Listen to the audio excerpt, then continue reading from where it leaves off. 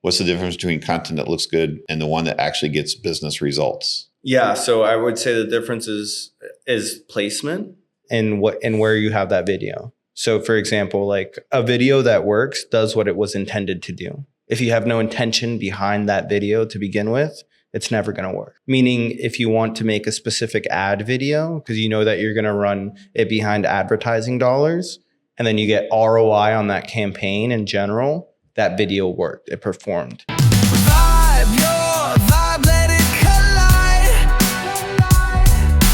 Find your tribe where truth can't hide. Your vibe. Today's guest is Matthew, co-founder of Candid Collective that is soon to be rebranded. Stay tuned. We'll have to do another podcast when you get the rebrand. They are a video-first marketing agency helping businesses tell their story online in a way that actually connects. Instead of just producing content, they help companies build video strategies to turn attention into awareness, trust, and ultimately customers. So we're going to be talking about entrepreneurship. Sounds like we're talking about franchises, the attention economy, what it actually takes for a business to stand out online. And I'm Kirk Francis, and this is Vibe Your Vibe. Quick thank you to today's sponsor, Maya Soap. I have a bar for you, but I'll have to get your address. I'll have to ship it to you. I don't use soap. Just kidding.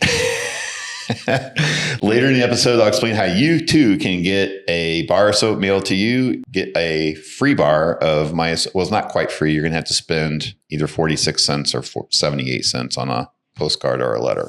So anyway, let's get in. Why video? So in the beginning, my story's not that long. My origin story, I come from third generation immigrants, I guess. My mom was born here, but my grandma is from Colombia. So Spanish was my first language, actually, which is kind of interesting. Muy bien. Yeah. So Mucho gusto. We're from Colombia, and I grew up in Miami Beach till I was about 8. And then we moved to Lake Park or West Palm, like this area here. You know, I grew up, I've been in West Palm like my whole young life. So origin story, West Palm Beach native. I left for the Marine Corps. I did 5 years in the Marine Corps. Would he say Semper Fi? Is that what? Do I have to be a Marine to say that? No, anybody can say Semper Fidelis. But, okay. It means always faithful. That's what that means. So I'm already impressed.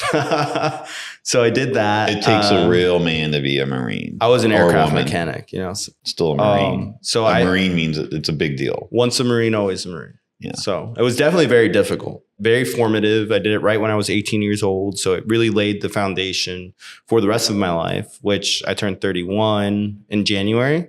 So, you know, a lot, like half of that was, or a quarter of that, whatever was. So Matthew really sucks. He's 31 and he has hair. I have a little bit. I see it. It's good. I'll give you some of mine if you want. You just kind of stick it on there.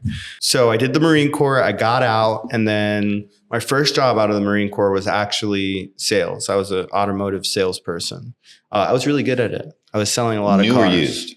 New and used. I worked for a Kia dealership. Oh, cool. So it's a tough business. I thought it was great. So I was making like, out of the Marine Corps, I was making like $7K a month, $6K a month. And I thought that's what a lot of civilians made. And I swear. And I'm like, wow, this is great. I mean, the hours sucked. I was working 14-hour days. Yeah, 7 days a week. 7 days a week. If you're wanting to produce. Correct. If you're wanting to hit those $6,000-$7,000 months. I was straight out the Marine Corps. I was like, I was like go get it. Show up every day early and stay late and all that. But it worked.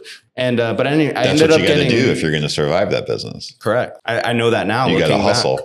Absolutely. That's called hustle. I did that for almost a year, just shy of a year, maybe like 6-7 months, something like that. But I ended up hating it because I shouldn't say that. I am a very good salesperson, but I have a really big heart. So if I'm helping somebody get into a vehicle and I know that they could get it for $5,000 less, but I want my 20% of that $5,000, and my manager is pushing me to get the 20% of that $5,000.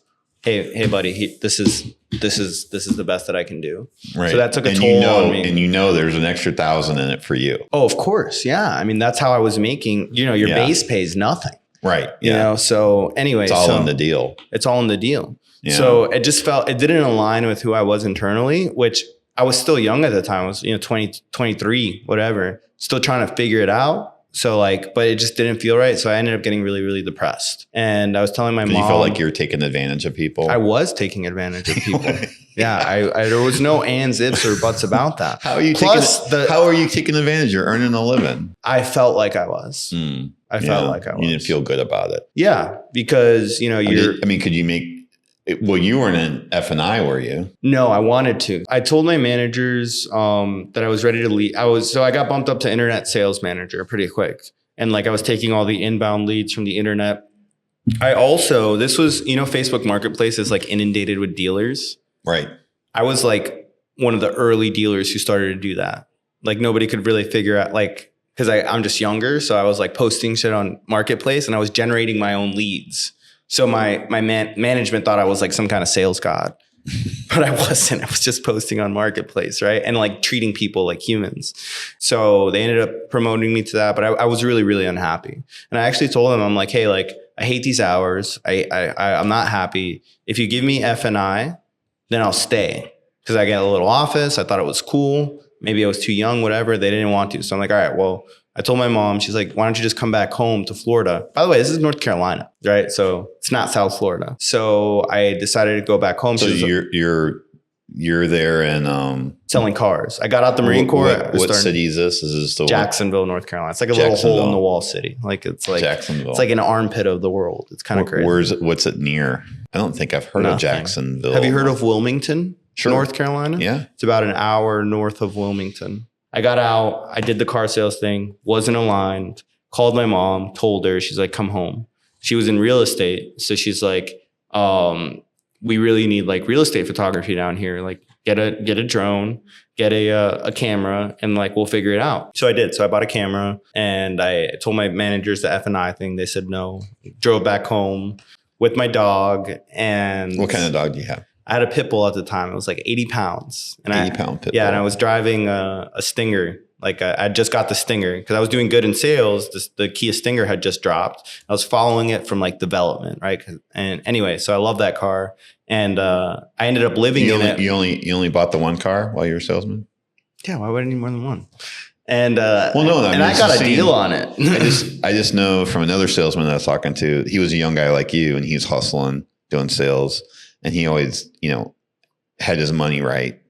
Yeah. And the manager would go around and was like, we need to sell another car. Who's buying a car? Somebody's buying a car tonight. And so it'd be one of the sales guys would buy a car. So he figured that out real early. So he was always getting these great deals. It's kind of crazy. That you could never get because I guess if they hit that one car, the dealership gets a ton of money. They could literally almost give the car away, but they got to sell it. They got to do a deal. Yeah. And so he would always wait for those.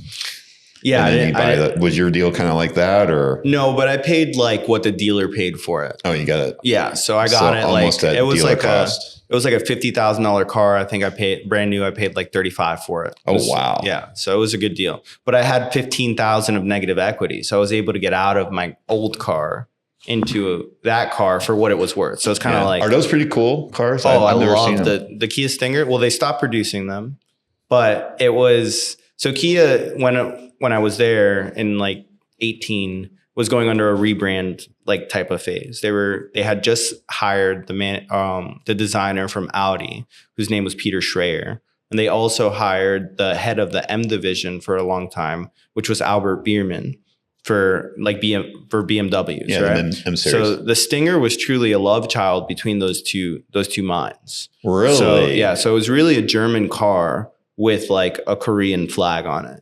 And the market wasn't necessarily ready for it because it's just like nobody looked. You're not looking at a Porsche Panamera, and you're not going to consider a Kia. It just doesn't happen. But when they were Harley Davidson V-Rod when they first came out, right? Nobody's looking for a water the V-Rod. By the way, I think it's one of the most underrated. It is. Bikes. Yeah, I love it. I think it's super sexy. Yeah, exactly. But they weren't ready for it either. Correct. Market wasn't ready. So same thing with the Stinger. So I love that car. I'm a car guy. You still have it? No, I ended up trading it in. I drive a GMC truck now, like it's a new Sierra. That's just because I had the baby and I wanted something that was bigger. And but I missed the car every day. I mean, it was it is fast. It was like 0 to 60 in 4.6. I never could get past the name. I was just sure as a Marine. That's the problem with it. But is it a problem? Is that a problem with the branding? the brand, I don't think it's less so now, but even in the car community, they stopped making it. And I think that's one of the biggest things. Like nobody could ever really treat it as like a sports car. No, but I mean KIA. Oh, killed in action. Oh yeah. No, I just never thought of that. You never thought. I was just curious. No. It would like fly. I think they actually had a prisoner of war flag actually, like at the dealership, like beneath Kia, and I never really. I might have thought about it, but it never really bothered me or anything like that. I don't know. I never could get past it. Killed in action. Yeah, it's funny. You know, Kias, when they first came to the States, were so cheap. They would do buy one, get one. Is that true? Yeah, they would do you could get like a Kia Rio. Buy one, get one. You could get 2 Kia Rios for the price of one. Wow. They were just trying to get into the market. Trying to get it out. Yeah. Yeah. But they're good cars now. So I would, I would look at it. We're a Mazda family now. We went from Ford to Infinity. Loved Infinity. I'd still be in an Infinity, but they're pricey. And then we went to Subaru. I mean, people like Infinity to Subaru. Like, yeah, because I told my wife, there's when all that tech was coming out, Infinity had it. It was really good. Mm-hmm. Like the steering assist and the automatic braking and all that. I mean, in our Ford, we had the cruise assisted, what do you call it? Driver assist cruise or adaptive cruise. And I said, well, if I can get all of this in a Subaru that costs half as much as an Infinity, I'm just going to get it. So we went that route and then got sick of the Subarus and now we're Mazda. Okay. I'm really happy. I got a Mazda CX. Those are cool. Yeah. Mazdas are great vehicles as well. But I think every brand has its merits. So I'm just like a car guy. In general. I'm the same. Yeah. I'm not, I have no loyalties. Not really. Like if it has a specific, except for I don't like Hondas. I'm not a Honda guy. Not a Honda guy. I think they're too hyped up. Like people love Honda and Toyotas for that reason, for like no reason. Like it's a Corolla, bro. It does not need a fucking wing.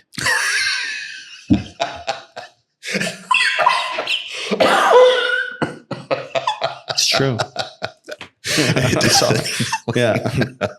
just saw one the other day too. It's funny, and they got the exhaust on there. I guess they delete the muffler or something. Is that how they make them so loud? Because it's not fast. No, it's not. Anyway, so I mean the what is the car that is? Oh, the WRX. Yeah.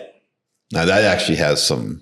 Yeah, that's a cool car. You know why their engines, they call them boxer engines. So they go out in like a boxing type of like, if you look at it. Yeah. On the 4-cylinder. Yeah, on the 4-cylinder. But they go opposite of each other. Correct. Yeah. So they go like this. Yeah. So, I mean, you're going to have 2 on each side. So, just kind of. I'm not a fan of it. Yeah. It makes an interesting noise. I mean, I've had 3 Subarus and 2 of them have had to have the engines replaced. Right. Yeah. Well, I mean, just 120,000. And I was a Ford guy, and I had my Fords would get 400,000 miles on them with no major, no major service. Yeah. I got 180 out of my Stinger before I traded it in. So okay, it was a good, and I technically had a lifetime. I meant to keep that car for my whole life. Your dealer had that lifetime warranty. Yeah. Okay. Yeah, those are cool. My daughter bought one that has that. You end up trading the car in anyway. Well, that's why they do it. They know it's rare the person's going to drive that car for 20 years. Yeah. And I can only imagine how much it was on the line, the line item of it. So anyway, so I'm in the Stinger, right? And I'm driving down. I got my 80-pound pit bull in the back of it. They're spacious cars, but they're not really that spacious. And you got all your life possessions. That's it. Everything. That's it. Just my car, my dog, and everything. And so I come home. My parents won't let me sleep in the house with the dog. You guys didn't figure this out before you left? No. Was there a restriction, or was it just your parents? Like they didn't allow, like the community didn't allow dogs. The community didn't allow dogs. Okay. Yeah, so they didn't want to get in trouble. So I whatever. I was like, all right. So I had to sleep in the car with the dog for like 2 weeks looking for apartments. Out on Rosemary? Yeah, out on the street. Like I was homeless with my dog. Were you like, seriously though, but were you down by where your parents lived? Yeah, on the street? I was like around, because I would use my parents' house to like shower, eat, whatever, all that kind of stuff. But your dog is stuck in your car. My dog is stuck in the car, or like, outside on a leash or whatever. So anyway, so that was the situation for like 2 weeks. I'm in the car pretty much. And I'm calling everybody I knew. I'm like, hey, can you take care of my dog, man? like I'm looking for apartments, but it's a pit bull. So I call apartment places. Oh, do you allow pit bulls? No. Do you allow pit bulls? No. You should say American Bulldog. It's the same thing. They already know that little scam. Yeah, they definitely know. So and your guy's 80 pounds. So it's not he was a big boy. My daughter's got one that's like 55, 60. Yeah. It can kind of maybe, it's a mix. It's whatever. But, Right. You know, it's got the head, but it doesn't have like cropped ears. Was he have floppy ears or were they? No, he was floppy ears. He was floppy cute. ears. Yeah. Cute. Yeah.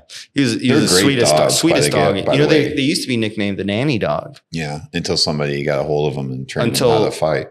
Well, one ate a baby one time. Oh, one ate a baby. No, but I do think that I read somewhere that they were considered the nanny dog. So the nanny dog.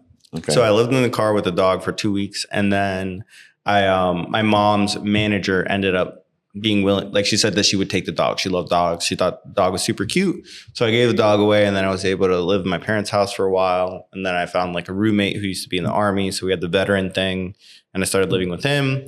Meanwhile, I'm doing, some photography stuff. My buddy owns a commercial real estate brokerage. So I was doing some photos and marketing stuff for him, which is my first kind of foray into the creative video type of space, right? He ended up hiring me full time, $20 an hour. I thought that was pretty fair. Well, that's only $3,000 a month, and I have like a $700 car payment. So that was like a third of it's going to taxes and So I ended up earning my real estate license and getting into commercial real estate and with him, and he taught me a lot. And but I realized the gestation cycle of those deals were too long, and I had my GI bill. What is that? About 18 months or a year? Or? Yeah, 8 year easy, 18 months, longer than that.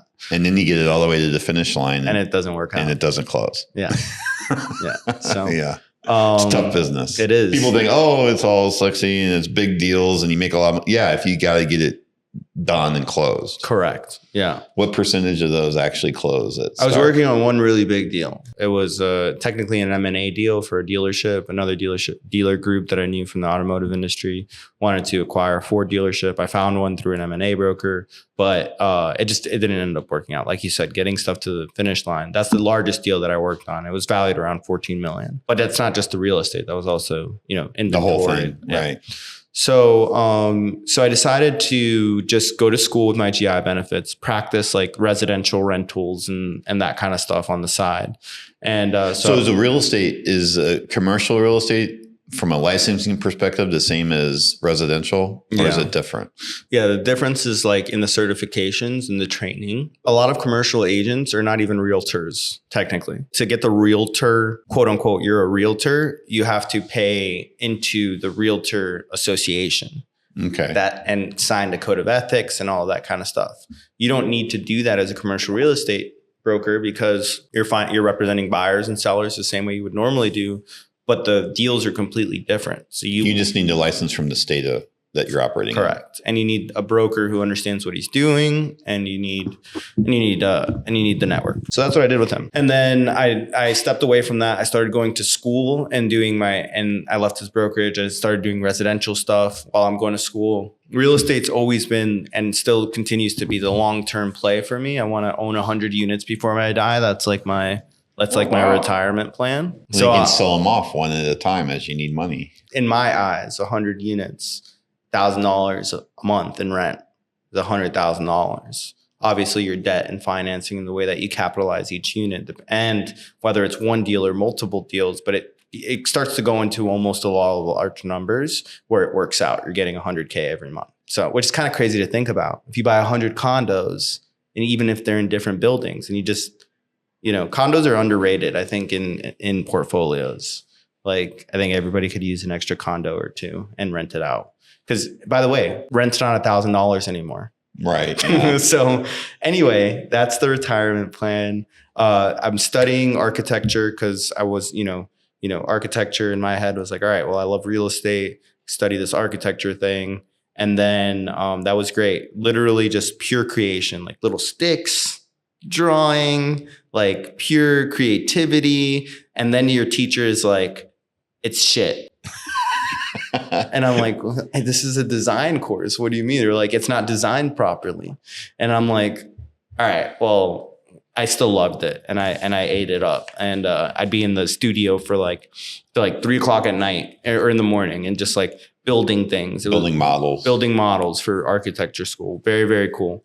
And then COVID happened, and the studio shut down, and my grandma died, and so I had to go take care of my grandma. Dropped out of college, and I was in a real dark place. Yeah, I knew that during COVID, did you just kind of retract in, or did you? So I almost did, and then I dropped out. I retracted. I did. I'm always forward thinking, right? Improvise, adapt, and overcome, the Marine Corps.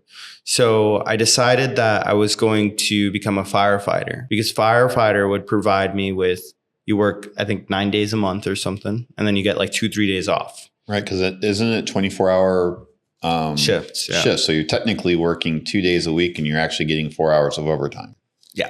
For working 2 days. So I thought that would be a great career path, because I could still pursue. Career path. It's amazing. Yeah. So I ended up going back to vocational school for my EMT license, and I ended up becoming a licensed EMT, because it's EMT school, fire school, or paramedic school, and then you can get hired as a firefighter. Right. So I did the little tidbit in Palm Beach County. Every firefighter is a paramedic. Not all counties operate that way, but I know Palm Beach County does. 100%. So, but I'm impatient. So I wanted to do EMT. You want it now. I wanted EMT, right? I wanted EMT school and then fighter. That's you it. That's what paramedic. I wanted to do paramedic while I was a firefighter, a lower paid firefighter at some probably podunk, Belglade, whatever. I don't care. So I got the EMT, but when, a year later, pretty much 6 months later, when I was time for fire school, my points didn't line up to get into fire schools. Like, they didn't count my veteran point or something, and I didn't get in. So I was like, well, fuck, if I wait for the next school, I'm gonna burn. We don't curse on this. No, sorry. So if I wait, I was hoping to get a better reaction than that. We can curse. Okay. Yeah. All right. Whatever, man. My fiance doesn't curse at home. So. Oh, I just thought I'd get it. I thought I might have had an opportunity. No, I didn't. It's going to take a little bit more than that. I just keep on trucking, man. Because, improvise, adapt, and overcome. That Marine Corps training, that's man. it, man. Just like sticks. Problem, go. Like next way. I didn't get my points lined up. I was pretty upset about it, but I decided to go back to college. Right. I'm like, all right, I had this kind of like break. I have my associate's degree. Okay. So that time you have, is it? I dropped out right after my associate's general degree. ed, or is it actual? It's probably general, but I studied architecture for 2 years. So to me, it's an architecture. Right. But it's not. But you were smart enough to do the credits and get the actual paper before I dropped out. Yeah. So I ended up, there you go. I ended up, you hear that, kids? Yeah. Alexa, Christian, talking to you.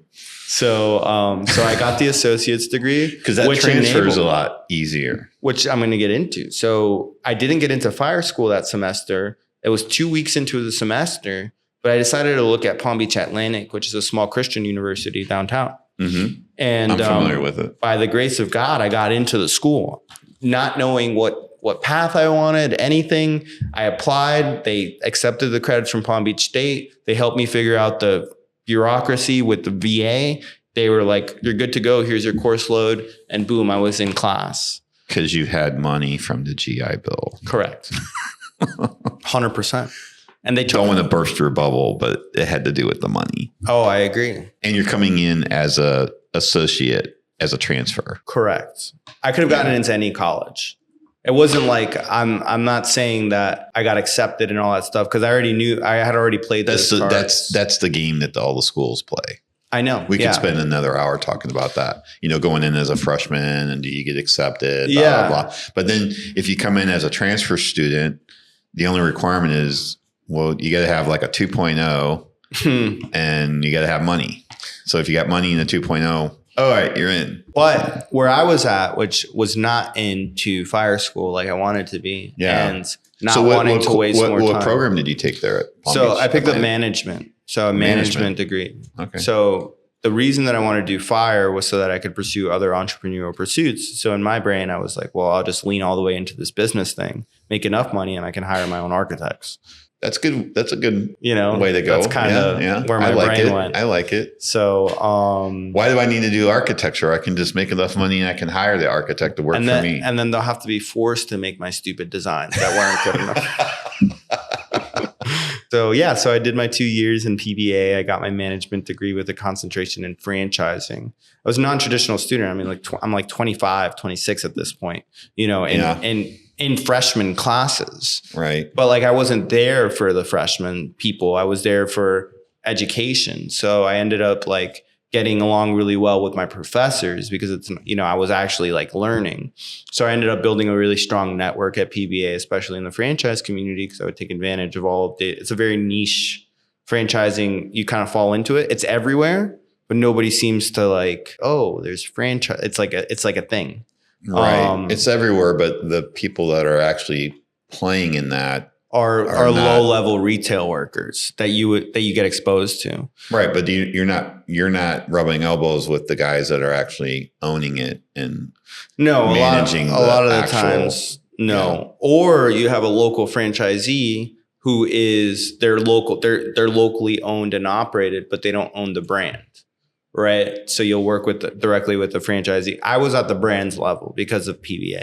So like I'm like, you know, Sinorama. So Ray Titus is his family founded Sinorama, and they're the ones who put up the money to have the Titus Center of Franchising at PBA. Oh, really? Yes. Nice. So like I was taking advantage of all the opportunities presented to me and making sure that, you know, I was being a good student. I also had a detailing business because I'm a hands-on learner. So when my first business class, my professor was like some Blackstone finance guy. And he was telling us about how he's acquiring car washes and like the business plans. And he's like, essentially like, this is how you do it. Like all this stuff. And I'm like, wow, like my family's entrepreneurs. Like, I'm like, we never talked about any of this stuff. Like an organizational chart. Like, oh man, like I could do this, but like if I just bought a truck, I know how to fix them because I'm a mechanic. I bought a truck. I could like go be a detailer and like just kind of like learn, and what I apply, do it. So I did it. So I started a brand called Wash Me CCC, which stands for Conscious, Caring, Convenient. And I started scaling that business. It did really well. We were doing cars on Palm Beach Island. I had a team. We had uniforms. I had a customer ask me like, can I buy one of these for my son? And I'm like, I don't know what that means. Like I was here to watch your Lincoln Navigator. So I was looking for a mentor in that business, which is how Lane Coey told me to go speak to Dr. Hayes. Have you seen the We Buy Ugly Houses signs? Yes. So he was the CEO of that brand back in the day. And he also wrote the book on franchising. He ghost wrote it for the founder of Subway, but he's like a writer by trade. So like I go talk to Dr. Hayes. He's like, just come to my class. And so I go to the class. I'm like in uniform and I'm like, wow, franchising. I can grow my business with other people's money, time, and effort. Amazing, right? And that at the core, that's what franchising is. It's a model to scale your business through other people's time, money, and effort. Not a negative way, because you're giving them a brand and they're able to then become entrepreneurs, reduce risk. What's the percentage? Like 98% of businesses fail. Right. I think in franchising, it's reversed. 98% of franchisees end up making it. Right. Because they got a proven business model. Proven, depending on the one that playbook. Right. You can still run a good franchise into the ground if you don't operate it right. 100%. But if you follow their playbook, you're going to do just fine. That's right. And in entrepreneurship, nobody talks about franchising a lot, right? No, so everybody wants to do it themselves. Right. Which is great and all, but then, you know, how are you going to accept your first dollar? Nobody teaches you how to set up a QuickBooks account or a business bank account that you need an EIN number for, that you need to register with. It's not complicated once you know how to do it. Right. But it's like the little things in business that like entrepreneurs end up getting so stuck on that don't actually move the needle. No, it's got to move the needle, and that absolutely 100%. A business bank account. I'm sorry, bro. It's not going to get you to your, just because you got a business bank account doesn't mean that you're gonna make money. Make deposits. Right. Exactly. And just because you use the Canva template for your invoices doesn't mean if it's cash, sure, a Canva template is great. But if you Google right now, business or invoicing, Canva comes up for templates, which is great for a lot of people. But that doesn't, like, invoicing goes so much deeper than that. Right. Like, you need to understand how you're accepting payments, what the costs are for accepting those payments, who are the provider. You can invoice through QuickBooks, you can invoice through Stripe. That's the easiest way to do it. And then there's all the million middlemen who, like, I learned the hard way. One of my first payment systems in WashMe, my detailing was, I think it was like some random, like, Heartfelt or like some random bank, because it was like the cheapest one that I could find.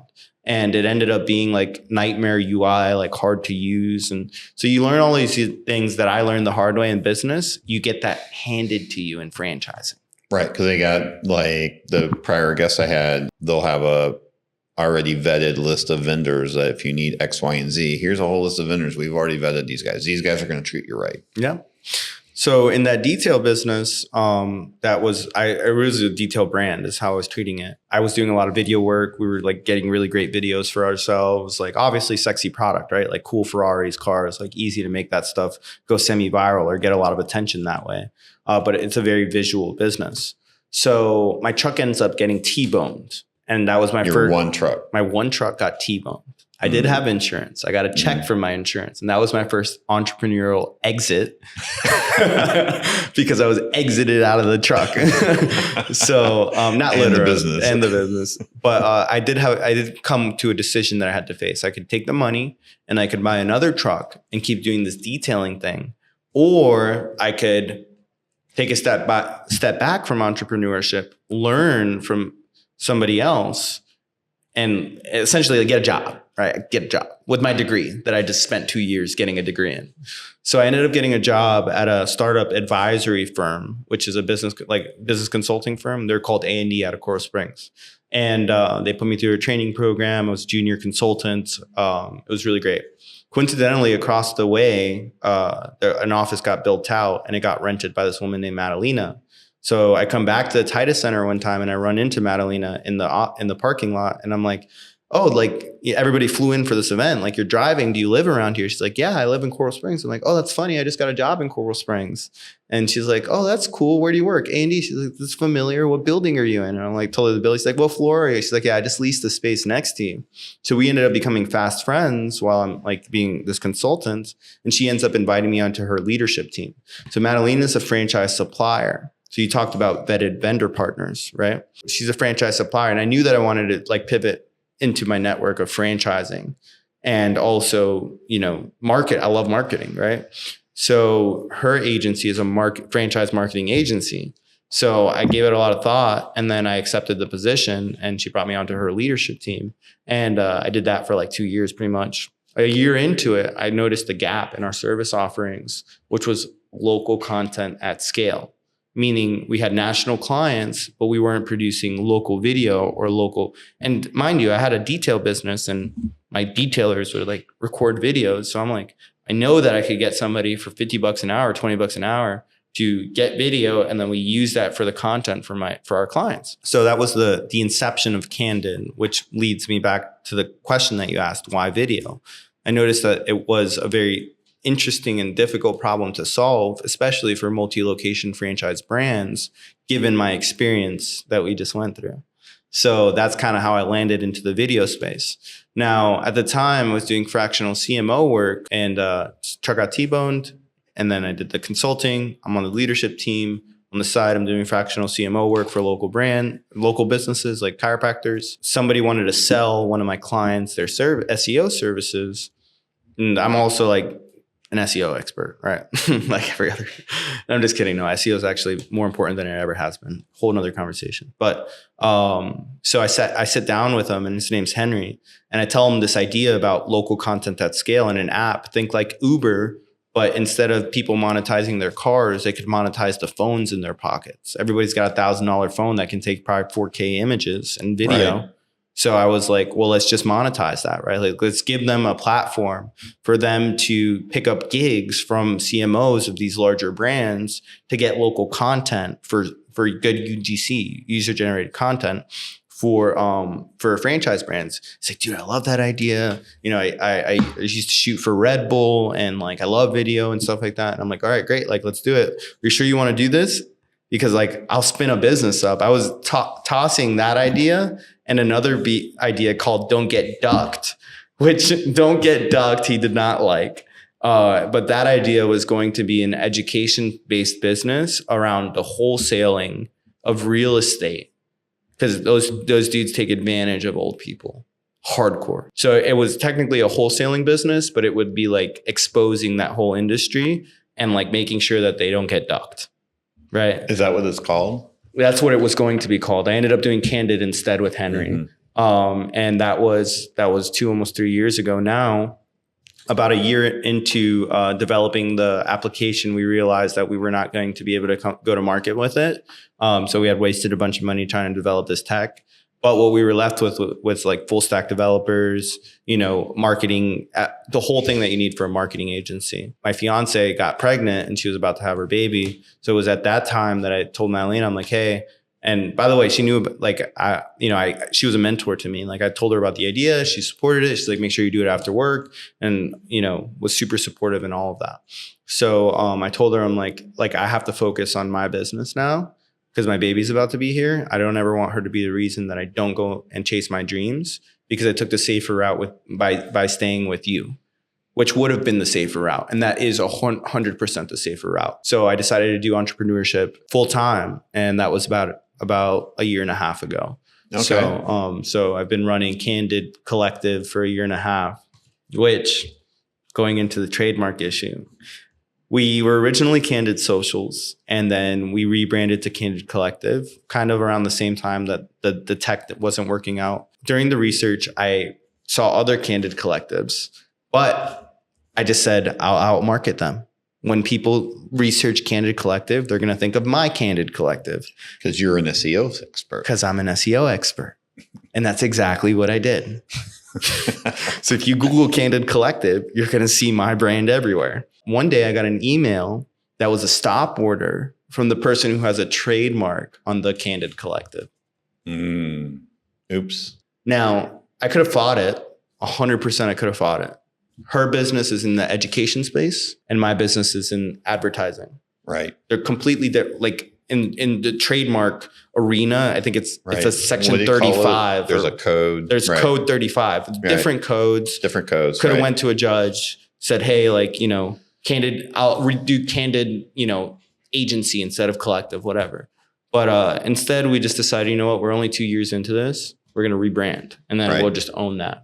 So the name that we came up with, and you guys are going to be some of the first people to know about this, is Colt House. Cold House. Colt House. The Colt House. Yeah, not Colts like KKK. No. Colt like COLT. Yeah, it's a horse. Horse. That's what I'm saying. It's a horse. Yeah. Yeah. So it's a horse. It's also a weapon. The Colt 45. Colt 45. Yeah. It's a beer. And a beer, right? So it's a very. So me and my partner were both men. We're leaning into our masculinity in the marketing space, and then also colts are young horses, which we are. Mm-hmm. And then young studs. That's right. But a house kind of brings it. You bring it together. So the two together, you get that unbridled energy, and then the house kind of contains it, and then you get an amazing results out of it.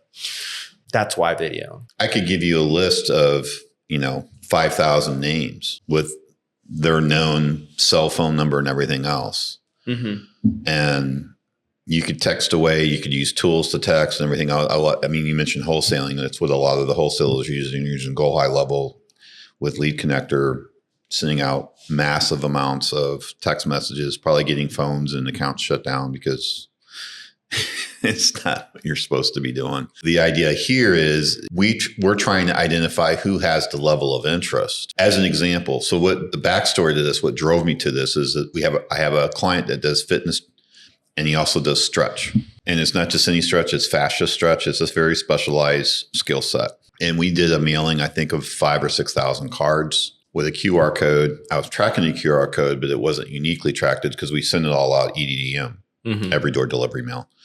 And he got about 50 scans, which is actually really good for every door delivery mail. Mm-hmm. The problem is only 3 people bought. People bought.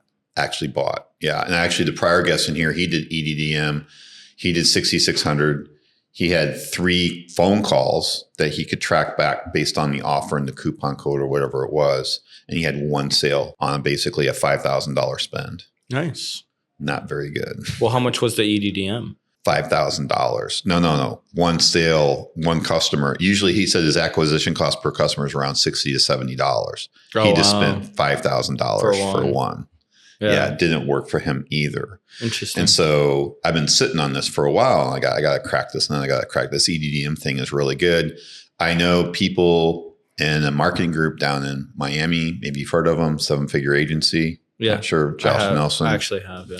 And there's a kid that's in college. He might be graduated by now, but when I first joined, there's some kid in college, young kid. So he's not a Marine older kid. He's a young kid in his early 20s doing $100K a month selling to tree trimmers. He's sending direct mail. And I wish I had my piece here to show you. I've recreated it for myself. So his direct mail has like a little handwritten note on it in blue ink. The rest of it's black and white. He's like, oh yeah, that's full color print.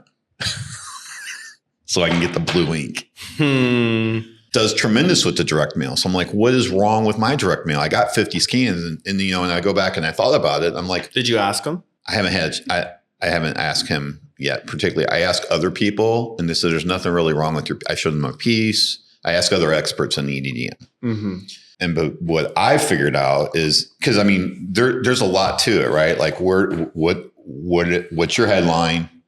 Because you got the address side, that's actually your front because it lays in your mailbox like that with the address up. And so there's all this technique to it, right? Mm-hmm. So a lot. It's not just creating a postcard and throwing some text on it and just drop it off at the post office. That's not it. Yeah. There's a lot that goes into this. For my client, if he would have had those 47 names, at least the phone number and email that he could have followed up with, it probably would have worked, to be honest, from a acquisition cost perspective, right? If he could have got, 15 to 20 customers that showed some interest and closed those deals, it might have worked. I don't know. So obviously with that little result, I'm sitting on like 2,500 mailers right now that he chose not to mail. He's a really good customer in the sense that he understands that you got to try, you're not going to hit it out of the park every swing. Mm-hmm. You're going to have some strikes. Mm-hmm. And the only way to find out is to stand up and swing. That's right. You got to have the at-bats. If you're not doing the at-bats, you're never going to win. He's like, let's reach out to massage businesses and chiropractors. So we did a cold email campaign to massage businesses and chiropractors. Guess what? He got 1. That 1 is paying his fee every month with the referrals that they're making. Wow. That's pretty good. It's really good. What does he do? The stretching. The idea is that the massage doesn't have that expertise. He does, because he had to go through training and certifications, And he's naturally talented in it as well. I'm lucky that he's really good. Obviously, that's part of it. And it might seem like, well, yeah, but he's like really good. My mom has been stretched by people for over 10 years. Wow. The same guy. She went to this guy and she's like, it's not that the prior guy is bad. It's that he's just that much better. Yeah. You know what I mean? So instead of having a guy that's playing in the all-star team, she's talking to the guy that's in the Hall of Fame. Yeah. Kind of, you know what I mean? So it's not that it was a bad experience before. He's really that good. We sat down, we talked about it. Like, what do we need? He goes, I need more referral partners, like the one business that he's got. And so that's what we're going to do. And we're going to do cold email, direct mail.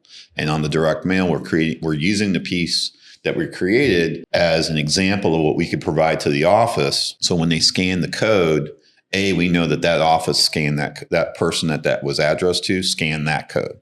Well, that code on the mail piece, the old mail pieces that we stuck new QR codes with stickers on there. I know it's a little hokey, but I'm at least getting to use the card. Yeah, I love that. And it's going to go to a landing page, and it's going to have is through data that we have in that QR is going to format a referral page for so it's going to be custom for their business. Mm-hmm. Whatever the business is, we'll have it all stored in the QR. They click the QR, it goes to that page, and it's a referral form. Nice. The moment they scan it, we know that they scanned it. Yeah. We're going to send them a letter. The letter's got a QR code. It's an invitation only to the addressee of that QR for an evaluation stretch.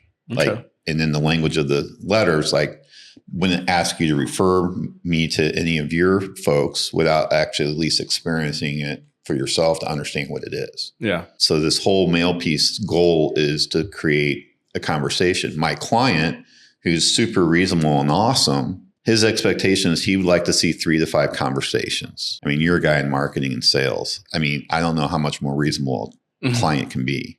He's not asking for a sale. He's asking for a conversation, which I think is very reasonable. I think that your offer in general, it's going to work. It's going to take off. And the reason that I say that is because I'm in marketing, I do a lot of reading. So one of the things that I read a lot about is actually copywriting. So it's actually like snail mail.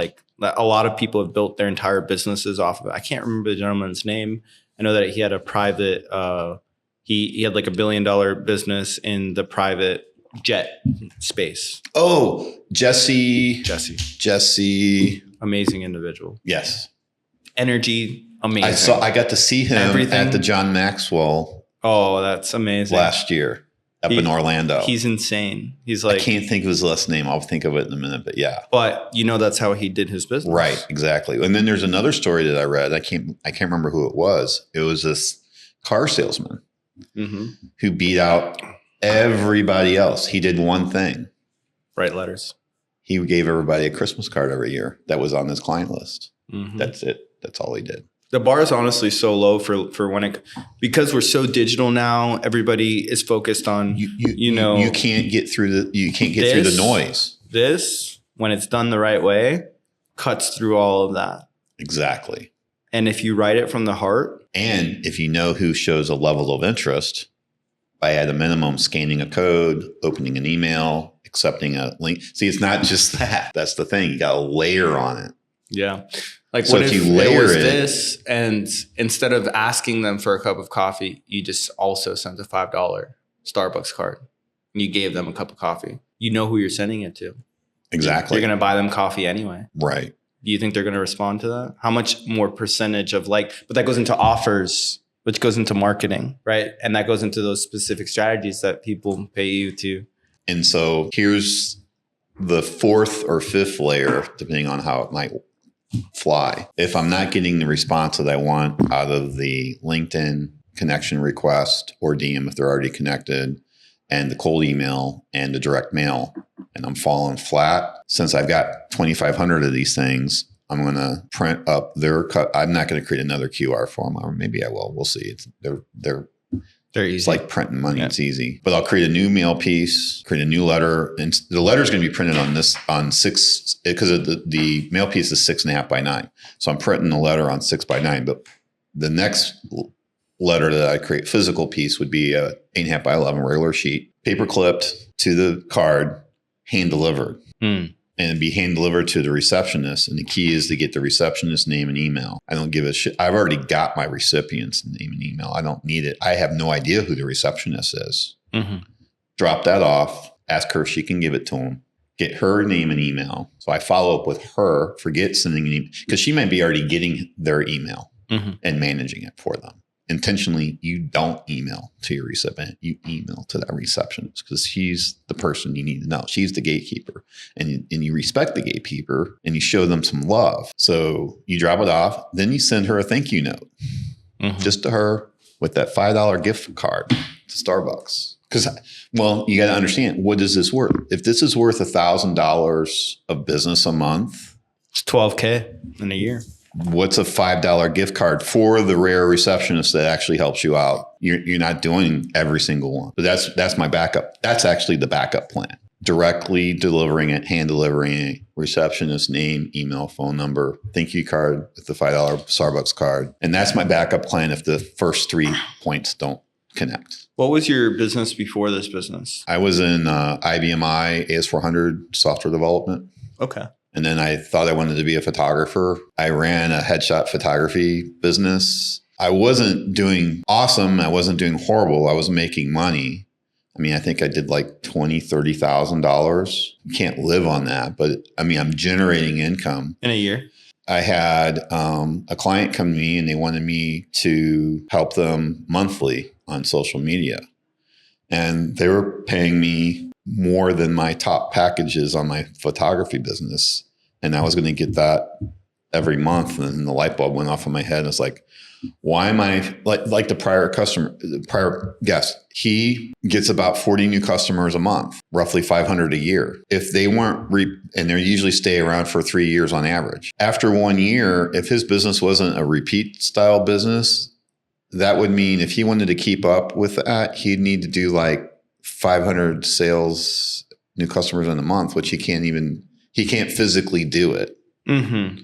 So this monthly recurring is that's what you got to really look at that. And that's what, every business out there, every business model that seems to be being successful, no matter what. I mean, why do you think Adobe went to a subscription plan? I can't even check my PDFs without having a subscription active with Adobe, man. Right. But I mean, that's the whole. I get it. And, and for the companies out there that care about their customers, I think they're taking the subscription serious, right? And so they're staying up with the updates. They're making it easy. They're creating new software. I mean, I think I get a lot of value out of my subscription. So I don't even use all the value that's there out of Adobe. Right. But yeah, we're a subscription-based model too. I totally get that. And it just works so much better that way. 100%. Sometimes in the video space, we get projects. Right. So we'll do like a corporate video series for $15,000 or something like that. And that'll be one project. And it depends on the size of the business. Like larger businesses prefer one project, one cost, but they would not have signed for $1,000 a month, but they'll spend the same amount of money one time. Right. So really just, I think that in my business, at least, you have to have a balance, right? You have to understand the product changes for each. I mean, it's video, right? And you got to get results. And that's the part that I really struggled with previously is getting those results. And so, and then some businesses and industries are just hard nuts to crack, period. I mean, we'll have to talk about your car industry experience because one of my clients is a detailer. No, a warranty salesman. That's tough. And so the warranty on your car is out of service. It's out of date. The company he works for, their playbook is going for like used car lots with 50 or more cars on them. Mm-hmm. And he did that and played by their playbook initially. And it just wasn't working out for him from an income perspective. He's making money, but it wasn't enough for what he was used to. Mm-hmm. So he's like, I got to do something different. So he started going after the franchisors. Mm-hmm. The franchise owners, the guys that own 30 different dealerships. Mm-hmm. So when he sold to the one, then his job was, he has a word for it. I forgot what it's called. He says it's what he's really good at. So he's not really good at selling to those. He would say, I mean, he's good obviously because he's doing it. What he's really good at doing is rolling out the program. So once he sells to the main owner of these 30 dealerships, what he's really good at is rolling his warranty program out to every F&I manager at every one of the 30 because he's got the buy-in from the boss. Mm-hmm. Boss says we want to do this. Yeah. So once he gets that, he goes and visits all the dealerships and implements his warranty program. His warranty program can make a dealer anywhere from an extra $500,000 to $5 million a year. It's a no-brainer. For selling warranties on cars that they wouldn't sell warranties for. That's good. Because his company specializes in European models. Mm-hmm. And most of the car warranties that these guys are having, no one's going to buy it. Like, why are you going to spend $25,000 for a Range Rover warranty on a $100,000 Range Rover? I mean, they're kind of bad. They're not good. I mean, if it's a used $100,000 Range Rover, you better buy that $25,000. Well, policy. That's what he knows. Yeah, exactly. I mean, but anybody, like, I think that's obviously I come from the car industry as well. So like, I get it, but so he's one of those guys that actually offers a warranty. Like literally you could on their key products that they market and where they specialize in, he can literally have that F&I manager sell his product at a higher profit for less than what the other warranty costs them. Wow. So how hard is that for an F&I manager to sell? As an example, that I think that probably says it properly. So he can sell his warranty. He can have that F&I manager sell his warranty with better coverage and higher profit for less price than the cost of their competitor. And the reason why, it's not that the competitors are bad. It doesn't have to do with that. What it has to do with is they don't have the data and the experience with that line of cars. So they have to protect themselves because they don't know. And it's not their focus, right? So these guys are highly focused on what they sell. And when you have the data and the experience with it, then you can price it accordingly. And that's where it basically boils down to. It's not technically that they are better in the sense that they understand the cost factors and the breakdown rates and all I mean, they got a database out of this world that I call him when it comes to what car, like he says, what is the car that he always buys it too? He's had multiples of them. It's a Lexus, is it RX? I'm not sure. But it's that Lexus SUV, like mid-size SUV. He's like, that is like the car with the least problems ever. We've got millions of data points that backs it up. That car just doesn't break down. You just get in it and drive. I mean, obviously you got to change the oil and do the maintenance and whatnot, but yeah, that car just drives. Insane. And it's just, and it's just a fact. You can't change. He goes, you can't change the facts. Facts are the facts. That car, we know from all the millions of cars that we warranty, how many get claims, and that car just doesn't get claims. Wow. Yeah, it's amazing. So what we're doing is we're reaching out to the owner, if we can figure out who they are. Well, we know who they are, but figure out how to get a hold of them. The F&I manager and the general manager. Those are the three that we're reaching out to. So we've got a campaign that's going to be going out on. Well, that campaign is technically, as I told you, his boss really wants him to go after those lots that have 50 or more cars. Well, he doesn't want to deal with that because that's not his skill set. It's not what he's really good at. They have higher rates of claims. They're harder to sell. They don't want to follow the program. They're not as trainable as the more corporate guys are.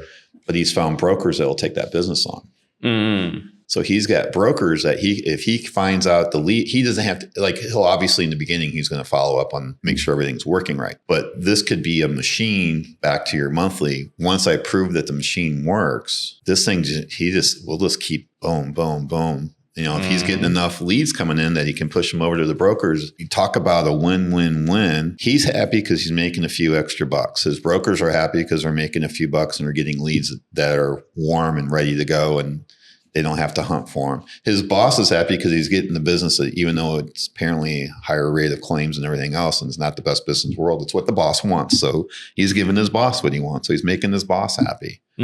I'm happy because I've got a client that's paying me every month. Happy, happy, happy. That's right. So that's where we're going. So what's really cool about this is because I'm still a software nerd. Yeah. What I'm really excited about, and I don't have it quite done yet. I'm still working on it. So I've got the list of all the dealers. Yeah. So we're setting it up as an appointment page so that we can still kind of fly. We're still probably within his contractual terms that, you're not supposed to be pointing anybody at anything except our website. Well, I'm not pointing them to a website. I'm pointing them so they can make an appointment with me so I can go meet them and have coffee. Idea, unwarranted. I'll give it to you. Take the email list, create a lookalike audience. They're overplayed, but it still works. You can target the same users on Meta by you already have the email list. Yeah, I'm blocked from Meta. All right, well, I'll help you. I'm not. Yeah. Seriously though, it could be that. It could be that. But what about?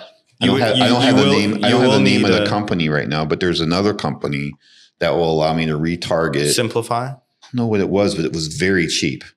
It's $500. Simplify is good. So Simplify, a lot of agencies will white label Simplify to do programmatic advertising, meaning geolocate, they can geolocate around specific things. They can also. So as soon as these guys, you're saying before these guys even scan and I place a pixel on there, you're saying just by virtue of having their email.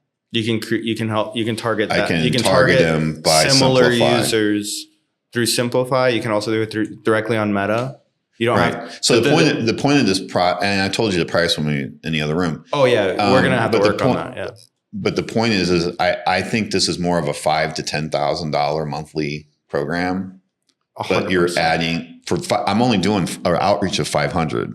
Mm-hmm. So we're talking like $10 to $20 per outreach. But when you're hitting them with Simplify, you're hitting them from LinkedIn, possibly even adding in a meta component, a direct mail piece, a cold email. Every angle at that point.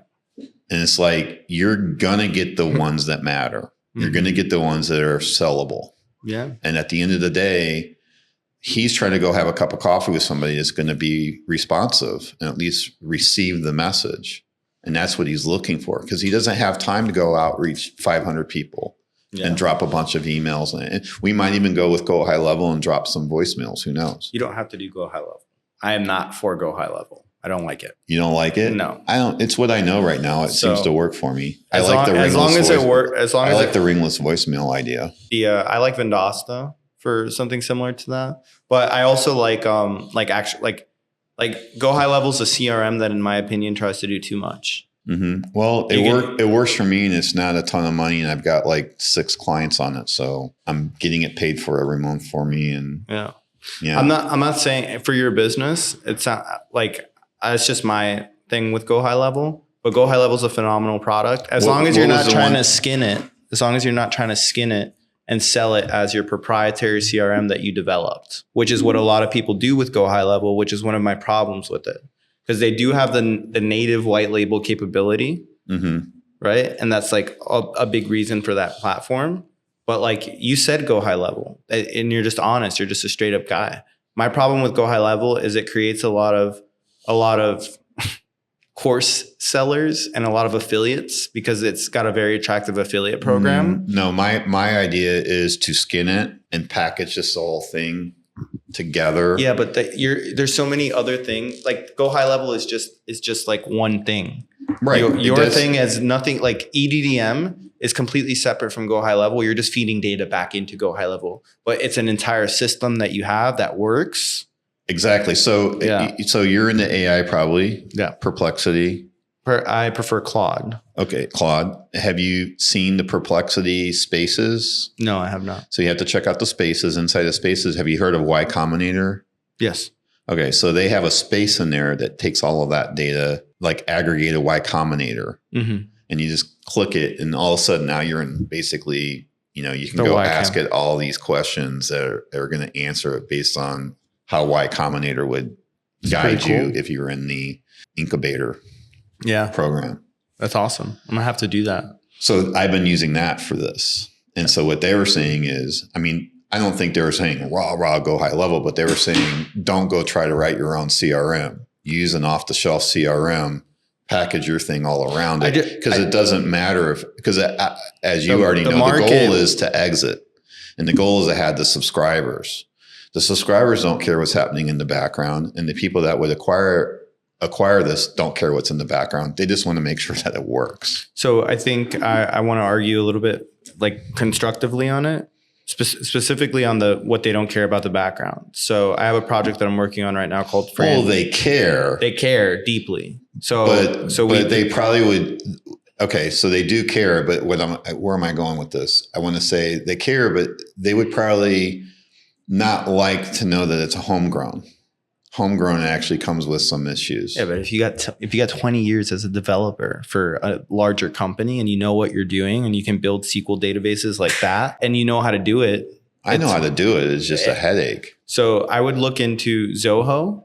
No, I don't like Zoho. Okay, and Vendasta. Zoho is more reputable than Go High Level, for sure. Yeah, especially but they nickel and dime you out the rear. They do, but it's also So Active Campaign's pretty good too. They're not crazy expensive. Active Campaign? Yeah, they're an enterprise level solution. What was it? Vendasta? Vendasta's good. Yeah, I'm a. And what was the ad one that you said? Simplify? Simplify is for programmatic advertising. It could be another. It's $500 a month. $500 a month to access the platform, and then of course you have ad spend. Do you have to? Can you do it monthly for like a trial? You could do a 1 month trial. Yeah, they're really good. They've been like after me to do a campaign with them for like a year now, and they follow up, and but but they're very professional. They get so 500 a month. How many campaigns could I do? Could I do like 3 campaigns? I'll introduce you over email to them. So. I think plan A is going to work good enough. We can get there. And actually part of plan A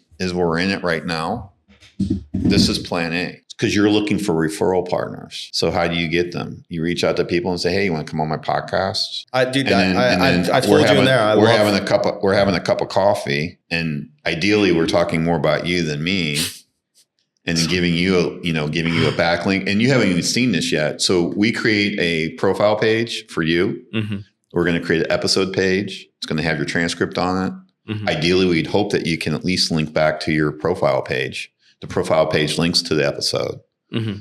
So you've got all that SEO, like gold SEO sitting there, and valuable SEO because it's not a link farm or any kind of other, what do you call that? Is it black hat?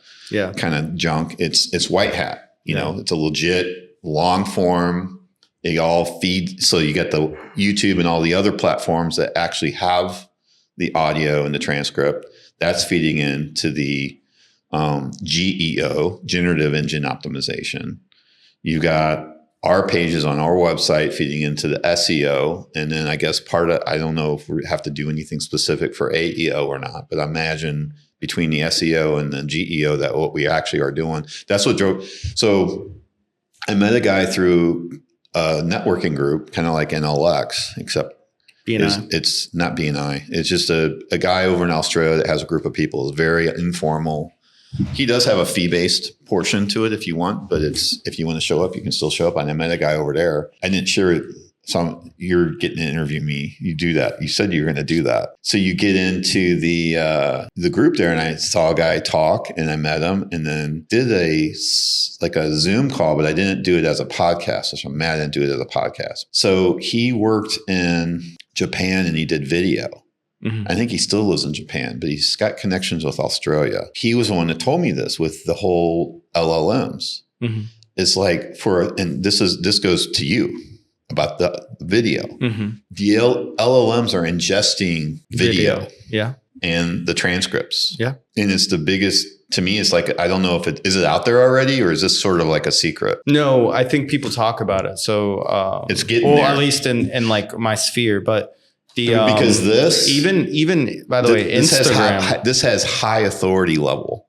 Mm-hmm. Through the algorithm. The algorithm will say, oh, this is an hour and a half long podcast that gets posted. This transcript between 2 humans talking. This is very valuable content. Yeah, the game is no longer blogging, right? Like you can't like get away with like good SEO by just having a blog strategy. Backlinking also, that game is kind of like not it either. You need good organic backlinks, how it always should have been. Do cool stuff, tell people about it, and tell them in as many formats as you possibly can. Exactly. Like, so our plan right now for our Vibe Revive website for the podcast is staying in my lane. You're going to get a letter. So part of we haven't done it with all the guests. So we're having to play catch up because we are going to do it with every guest, but you're going to get a thank you letter in the mail. You're going to get a thank you email. It's going to ask you to link to your page for your profile, and here's your episode link. Can you please put this somewhere in your space? I don't have it written and figured out what I'm going to say yet, but copy is important, as you know. Yeah.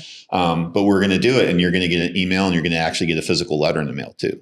Wow. And then you're going to get a little sticker, and we'll figure out something, right? Absolutely. And it's going to get attention. Yeah, it will. I'm not going to get 100%. Don't care, but I bet I get 25 to 50. I think I'm going to beat whatever the normal response rate would be on something like that. I'm going to blow it out of the park. 100%. It's going to be a grand slam home run. I think something else that I thought of earlier, but I just remembered it because we're talking about the letters, video sales letters, VSL on those landing pages of your things, pre-done with your clients. Could potentially either be an upsell, or it could just be help you convert better if you just want to include it in your fees. So essentially, I come in as a client, I'm going to spend, call it $5,000 a month with you. We're going to execute through these, they're called marketing channels, EDDM. Maybe we start doing the geolocating. Maybe we're doing meta ads. Maybe we're doing out LinkedIn, B2B, one-on-one outreach. and we're doing The email, email. And podcast guest invites. and we're doing the pod. So those are all the different channels for this specific campaign. In order to help convert that campaign better, you create video sales letters. You have the equipment for it already. So essentially step one, hey, come in. Thank you so much. We're going to do a video sales letter with you. What is the offer that we're running? Cool. You're going to tell the camera that. And then now on the landing page, when they scan it, they see a real person talking about what they just read about. And it helps to push that narrative and get you better conversions. I like it. And I think that has to do with psychology. And I can do it for you. Am I right? I can sell you that. Am I right? Does that have to do with psychology? What's because that? they've read it and now they're watching it. It reinforces and they're for sure. hearing it. Yeah. So like they have something physical in their hands, then they click the link, they see a video sales letter, not meant to be a salesy thing, lean on the human thing. So now how different is that outreach? Right. They've Because never. at the end of the day, every one of these clients, they don't want to sell. They want a conversation. The best marketing doesn't feel like marketing. The Right. best sales doesn't feel like sales. Like, yeah, just come on my podcast. Let's do a podcast. That's Tell me right. about yourself. Yeah. And you can tell my audience. Yeah. I mean, I got over 200 followers now, It's amazing. or subscribers. Yeah. Yeah, we're getting them one at a time. I had to fight with my one team that's over in Asia. They wanted to throw a bunch of fake subs on there. And they're like, you don't have enough. I go, dude, that's all vanity matrix. I go with AI and with bots and everything else. None of that matters anymore. What matters is authenticity. That's right. It's better to have 1,000 real subscribers than to have, 1,000 fake ones. Yeah. Are you on Spotify yet? Yeah. We use Spotify Creator. Let me give you one more follower right now. Yeah, man, I love what you're doing. I want to be involved as much as I possibly. Vibe your vibe. I used to not show. Now it does. There, I think I saw it. It's so important. It's so Yeah. important. And like people talk about like supporting other entrepreneurs. Well, can you leave them a 5-star review, please? Right. Well, just you get so busy and there's so much noise and everybody's asking know. for a 5-star review. Nobody and, nobody asks for it. well, I think that's a platitude. Prior guest, he probably asked me 36 times before I finally gave it to him. Oh, really? Yeah, I was bad. How many reviews does he have though? 312. Okay. So for every one person that took 32 asks, I guarantee there were 10 to get to that 312 that left the review. You didn't ask me for a review, but I'm in digital marketing and I know it's important. So I'm going to leave one for you because it's like a simple way for me to say thank you. But like, I think one of the best things that you can do for an entrepreneur is leave them a 5-star review. Even if you haven't used the service and you can speak to their character. Kirk was the best. 5 stars on Google. I had a great time talking with Kirk on his podcast. Right. I don't know what his service, is that a lie? No. Yeah. I shook your hand. We sat here for an hour. You drank we my talked. coffee. I drank your coffee. Yeah. You had me on your podcast. Yeah, it deserves a 5-star review, bro. Old school. Yeah, exactly. My whole thing's old G, right? I mean, OG. I thought it was great coffee, by the way. I want It more. is. Frame.io, that's what I use. Yeah. Yeah. I hate paying for it though. But Of course, yeah. And you got to pay for every seat. every seat. Horrible. I haven't found it, but I was thinking about canceling it and just using my NAS. Yeah. And then upgrading my internet. Yeah. You think that would be faster? So what we do is we take that SSD. And you plug it up at home. I plug it up to a Mac Mini that's connected to my network that my assistant has access to, and then I'm done. So you need to hire me to handle all your uploads. I think that there's so much synergy in what we do. I think that we'll find a way to work with each other. But do you see what I'm saying? It was such a bottleneck for me to get the footage to my team. And the problem is if I took stills or I had logos or whatever, right? I couldn't package it. And that's what Frame solved. Because I used Vimeo and I had Photo Shelter. So the videos had to go on Vimeo. Photo Shelter held the pictures. But if I had graphics, I had to use WeTransfer. Photo Shelter doesn't take graphics files. They only take photos. Mm-hmm. So if you had an SVG, forget it. You can't use it. You can't put it on Photo Shelter. So I'm getting ready to dump Photo Shelter, dump Vimeo, and download all the pictures off of Photo Shelter because Vimeo's on an annual and they won't let me switch it to a monthly. Got Frame in Riverside. Why do I need Vimeo? Can you tell me about NAS? What does that stand for? Network attached storage. Mm-hmm. It's a Synology. I'm using the drive space, of course. I'm using it as a file server, but I mean, It can be a mail server. It can be it's a Plex server. Are you familiar with Plex? I am vaguely. So Plex familiar. server is a multimedia server. Okay. So that's what we're getting. I don't know. See, the thing with Frame is they let my clients go in and put comments on the timeline. We use it, on the timeline. Yeah. So it's like, oh, we can't say that. You're gonna have to cut that. Like I interviewed a doctor, so she's got to look at it. Mm-hmm. She needs to review the transcript. I mean, I went as so far as, I don't know if Julie sent it out. I did it last night. I ran the entire transcript through AI and I'm like, where are some of the problems? And they're like, there was 12 segments that AI says I probably need to put some like disclaimers on. Mm-hmm. It's medical. And the thing is, it'll get your account shut down or flagged or maybe just the video. I think YouTube's not quite like Meta where they'd want to shut the entire account down. I mean, we're not doing anything like, people got shut down for COVID or anything. We're not doing anything too crazy, but I don't know. I don't know what their parameters are. So are you using Spotify for creators as your distribution RSS? I don't have a podcast yet. I've been guests on. I was just on a podcast on Spotify for the first time. It got published like last week. It's kind of cool. It's on like it's called. I've only been on one. And that's the one thing that we're not doing on our end is we're not getting me onto other podcasts. I think the best way is the next level that I got to do it. Well, you can come on my podcast. Yeah. We produce for you. That you produce for me. That's right. And so I would want to edit it. We have very specific editing styles. So my whole video production in general, like we're very young. So like our editing style, our aesthetic, as we call it, is very Gen Z, younger. And I'm actually not a Gen Z person myself. I was born in 95, which makes me. So you're a millennial. Technically. But, well, it depends on your article. Some articles say Gen Z starts in 95, others say 2000, but it creates this like 5-year gap of what I call zillennials, right? Where we're too old really to be truly hardcore Gen Z. And then we're too young. What's before 96? What does that make you? Before 1996. Or 5 or whatever that cutoff. Those are millennials. No, like 1992. What's 1992? I would say that's a millennial. What about 1989? I would say that's a millennial. What about 1985? How far back does it go? When does the Gen X stop? Gen X stops, I would say like in the 80s, like 80, 82 probably. Because I'm Gen X. You're Gen X, hardcore, I can tell. I get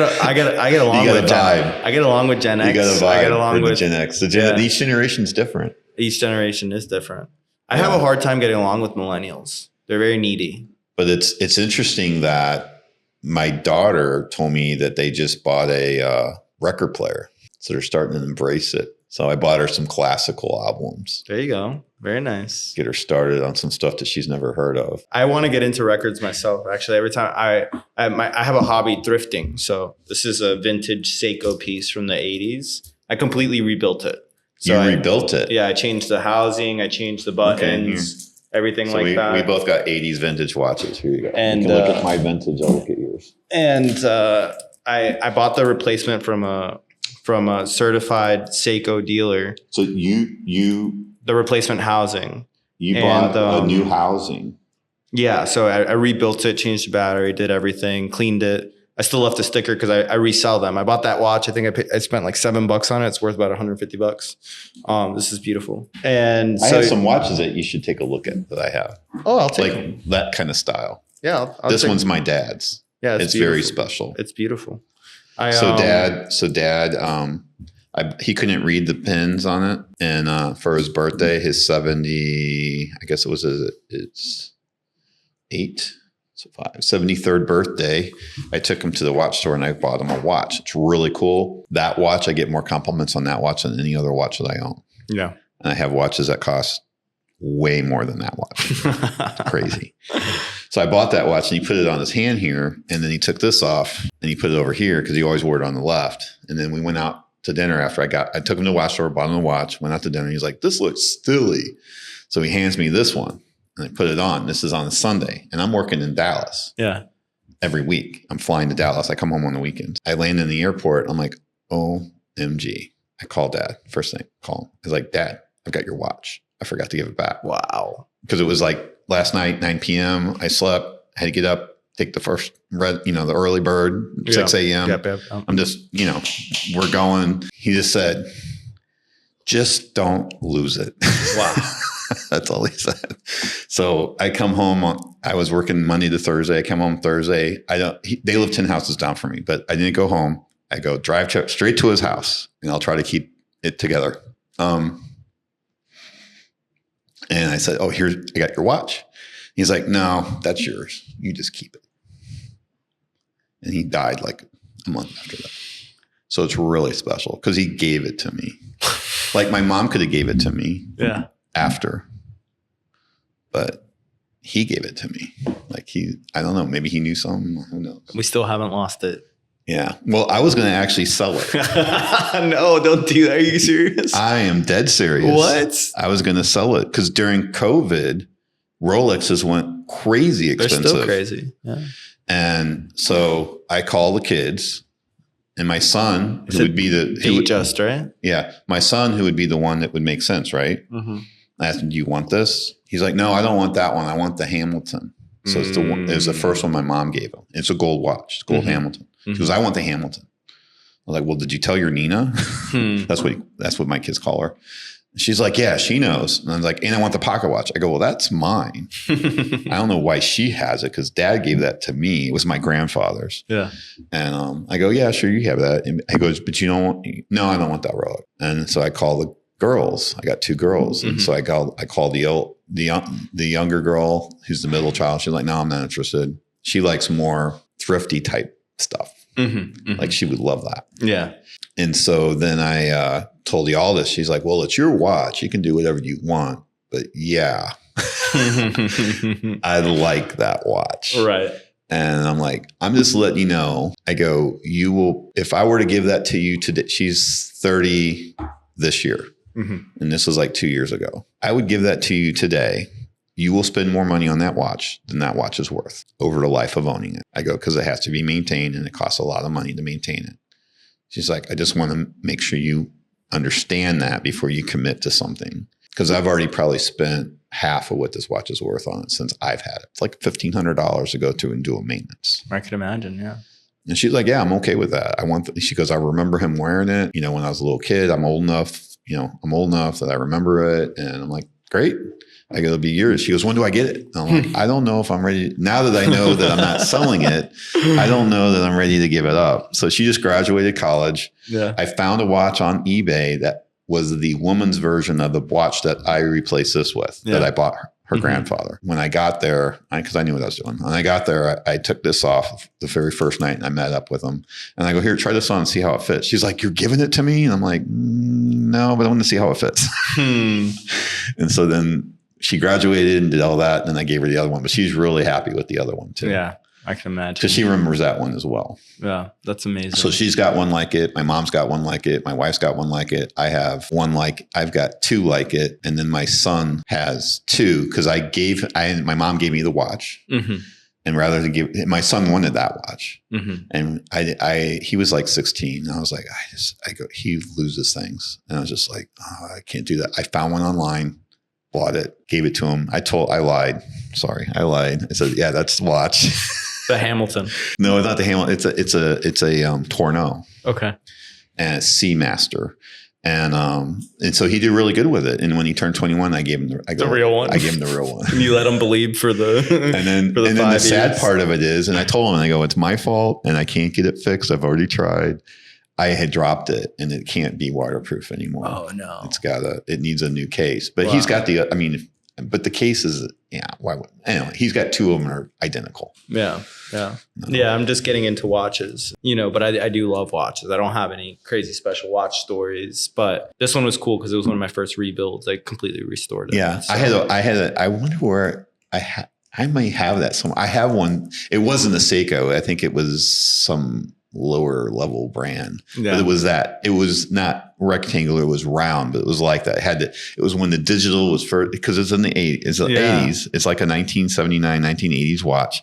And it was round with the dial. And then it had the digital on the bottom.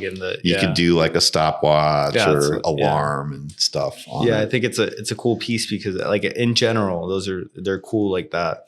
But over time, what happens with these vintage watches is that the cells will actually start to leak.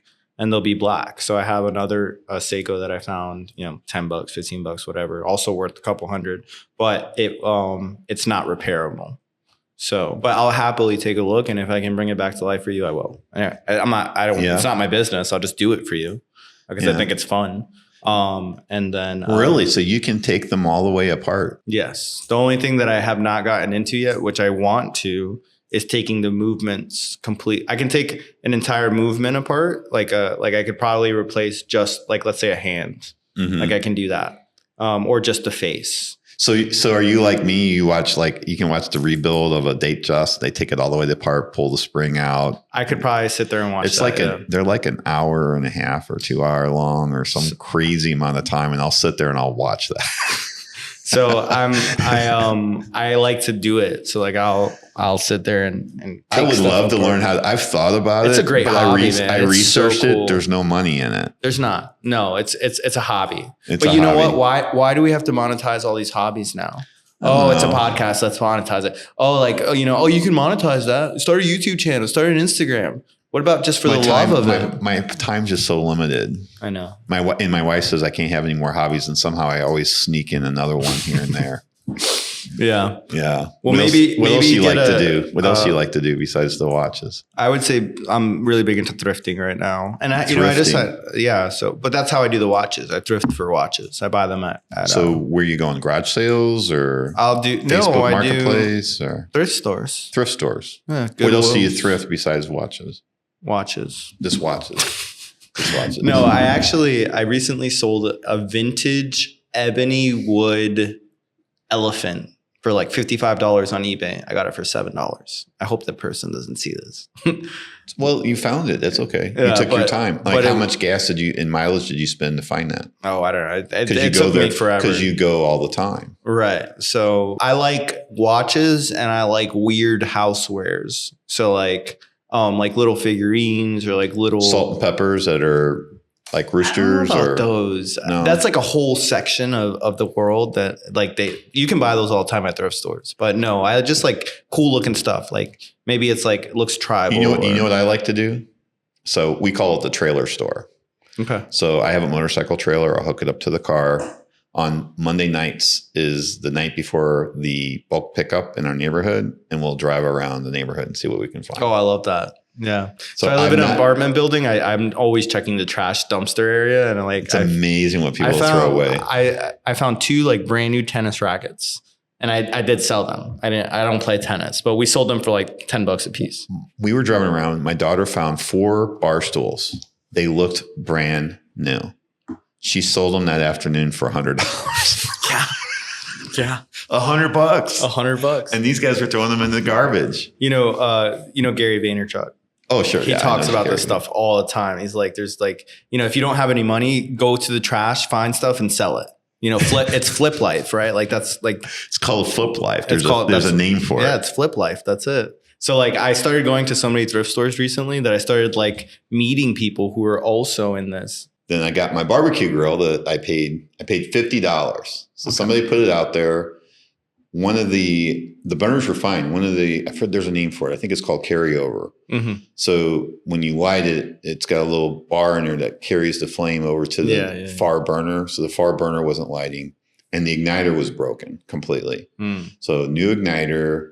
I ended up talk about thrifting. I ended up getting an entire full burner kit for $18 delivered from Macari. Wow. For that grill. That's crazy. $18. Macari.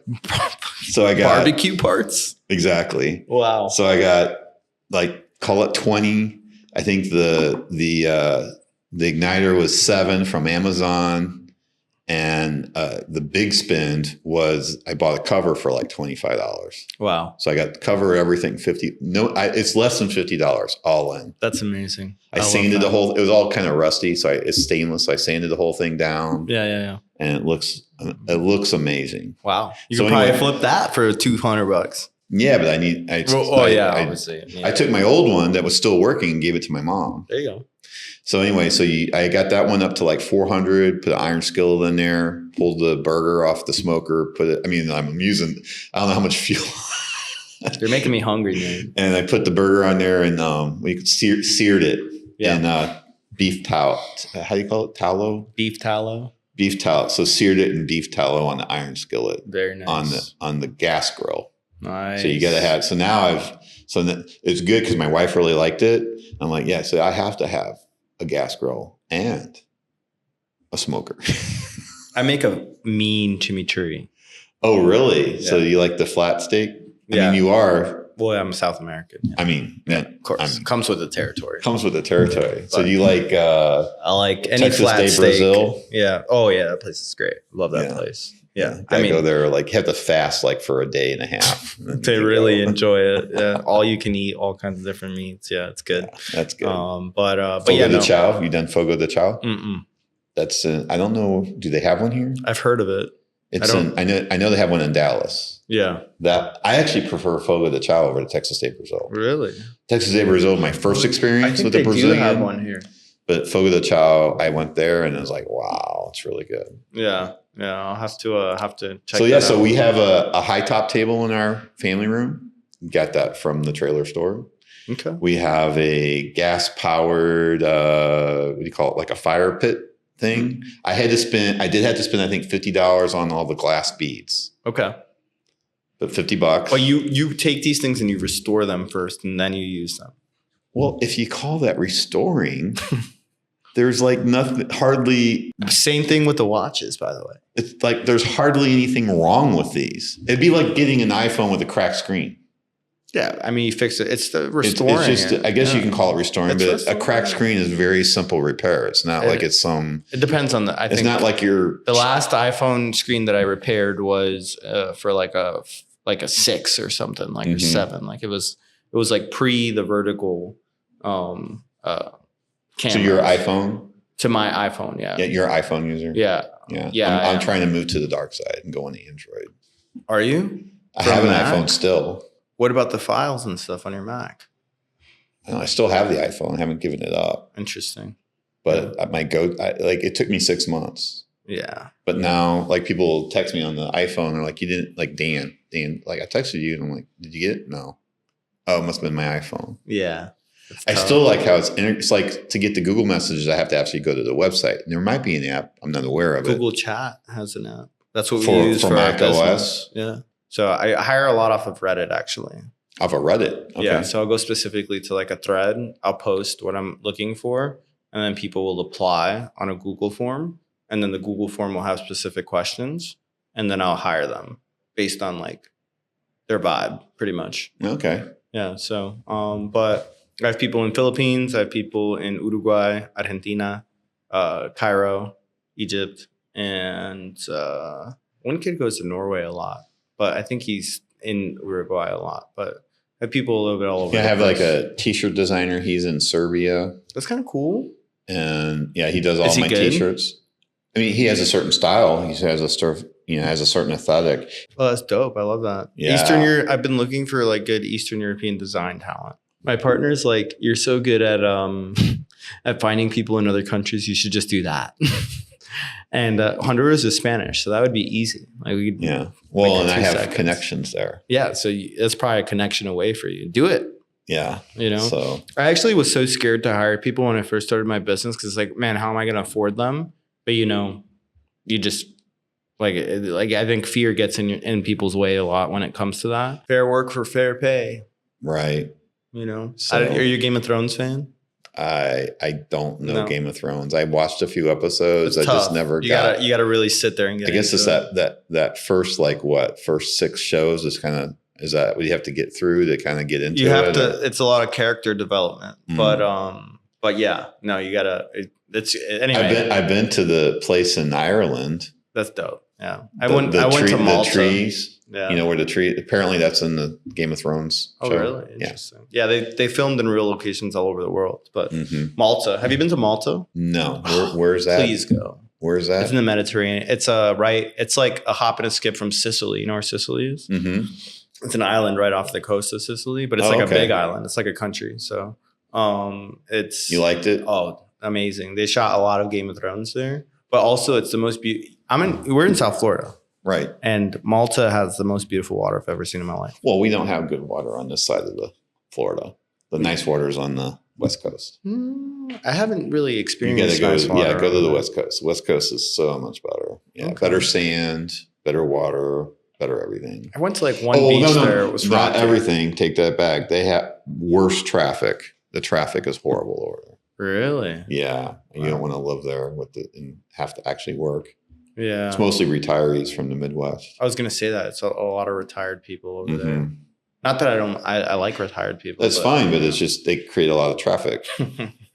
Well, they don't. I don't think they have the infrastructure they have on. I mean, the East Coast was what was developed first. I mean, they took the Florida East Coast Railroad, went all the way down to Key West. This all got developed first. Mm-hmm. And it doesn't make sense to me because if that was developed second, then it should have had better road structure and whatnot. But it doesn't seem to be. I assumed that they did.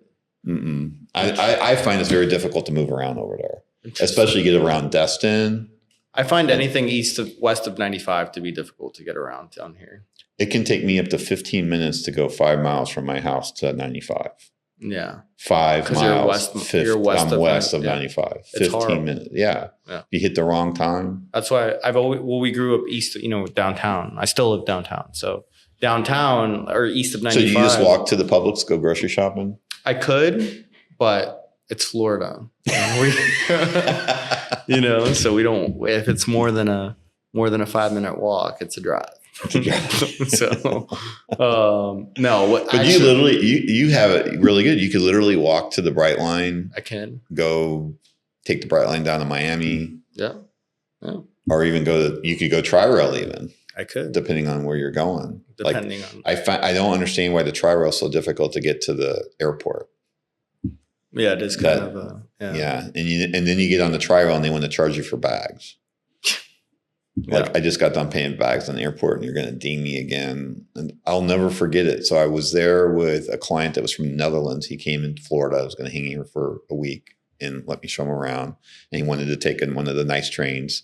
And we get there. First of all, they didn't want to take the bags. So I don't know why, but we managed to get a car dropped for us at Boca. He wanted to take a nice train and you took him on the Tri-Rail? I was going to take him on the Bright Line. Oh, okay. So we get the Bright Line and we want to take the bag service to Boca. Well, they won't provide bag service to Boca. Oh, wow. So you got to take the bags with you. And it's like we came from a trade show. So we had all this stuff. Yeah. It was cheaper for us to take an Uber from the Bright Line station all the way to West Palm Beach. Yeah. Is that crazy? That's crazy. It is. Or no, I'm sorry, not to West Palm Beach, to the Bright Line station in Boca, because that's where we had the car drop. Like an Uber XL, and then just throw everything in the back and that's what we did. Ride down, and it was faster. Yeah, because you just jump on 95 north and south. Yeah, and that's it was kind of fun. I was really disappointed because I was wanting him to experience it because the Bright Line's super nice. Yeah, if you're going to Miami or going to Orlando. I haven't done that yet. I've done the Orlando several times. It's good. My motorcycle mechanic lives in Apopka. Yeah. And so what I'll do is I'll ride the motorcycle up. I got a friend that lives up there. What kind of bike do you have? I got a Indian Chieftain Elite, and then I got an Indian Bobber. Yeah, I had a 48, but I had to sell it. I have a Harley Sportster S. Yeah, and it's like a 4.4, like a So I had the 48. I bought the 48 in Belleville, Illinois. Mm-hmm. My son was going to Philmont Scout Camp, so I drove him. We had the conference in Dallas. I met him in Austin because we wanted to see Austin. My wife and I wanted to see Austin. Went to Franklin's. Mm-hmm. She flew home to be with the dogs. He flew back, so they crossed in the air. And then I drove him out to Philmont. I took an Amtrak all the way to St. Louis, and then I went to Belleville, across the way from St. Louis, and bought a Harley 48, and then drove that home to That's awesome. Florida. Yeah, that's really, really no one cool. followed me because I had all this baggage that was hanging off. That looked like it was ready to fall off. So no one following me. Yeah. And then it had 400 miles on it. Wow. A 2017 with 400 miles That's and amazing. 3 owners. I was the 4th owner. Wow. So when I sold that back, I had 2,700 miles on it. And I got that in June, and I sold it in November because I had to get an engine for my car. Oh, wow. And I needed money. And My wife's like, well, I rent mine. And that I had bought that with the idea that it would rent. Mm-hmm. Well, it didn't rent once. Wow. And she's like, bikes, you told me if it didn't rent, you're going to get rid of it. Yeah. Can you still rent bikes? Can I rent my Sportster? Yeah. Yeah. Let me give you an affiliate link. I got 2. Yeah. Yeah. Twisted Road. There's 3 actually. Twisted Road, Rider Share, and Eagle Share. Is it safe? Yeah. I know. I had my bobber got dropped once and they cut me a check for $1,200. It's kind of cool. Pipes scratches. and a mirror. Yeah. Yeah. Did you have to replace the pipes for real? No. I just painted them. Right. And But you they paid for 'em. And you rented it again? I rent it all the time. Oh, wow. How does it work? Do they just show up? And They just show up and take off. I take a picture of their license and boom, done. yeah. Wow. That bike right now, because it's paid off, because my wife's mentioned, why don't you get rid of that bike? I can't legit get rid of it because How much does it make you a month?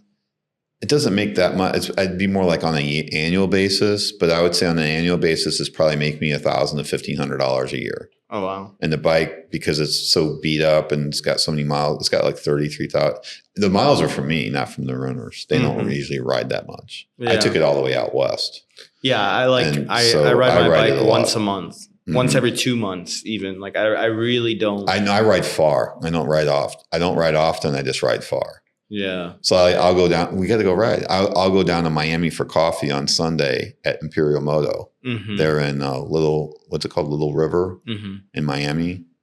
I'll go there on Sunday mornings for coffee. Oh, wow. Just ride, 120-mile round trip. That's kind of cool. So I do I got a friend in Orlando, so I'll drive to Orlando. Yeah. Yeah. Very So cool.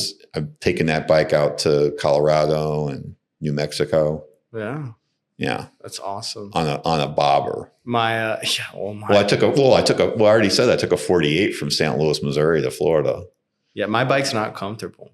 I'll let you ride it one day. They're not. No. Yeah, they're not, but they look cool. They look cool. Yeah. You know the Sportster S, right? Yeah, yeah. They It's redid gonna the be- sport. Yeah. Oh, you've got the one with the V-Rod engine. Yeah. No, not the V-Rod. It's got it's a unibody engine. It's not a V-Rod engine.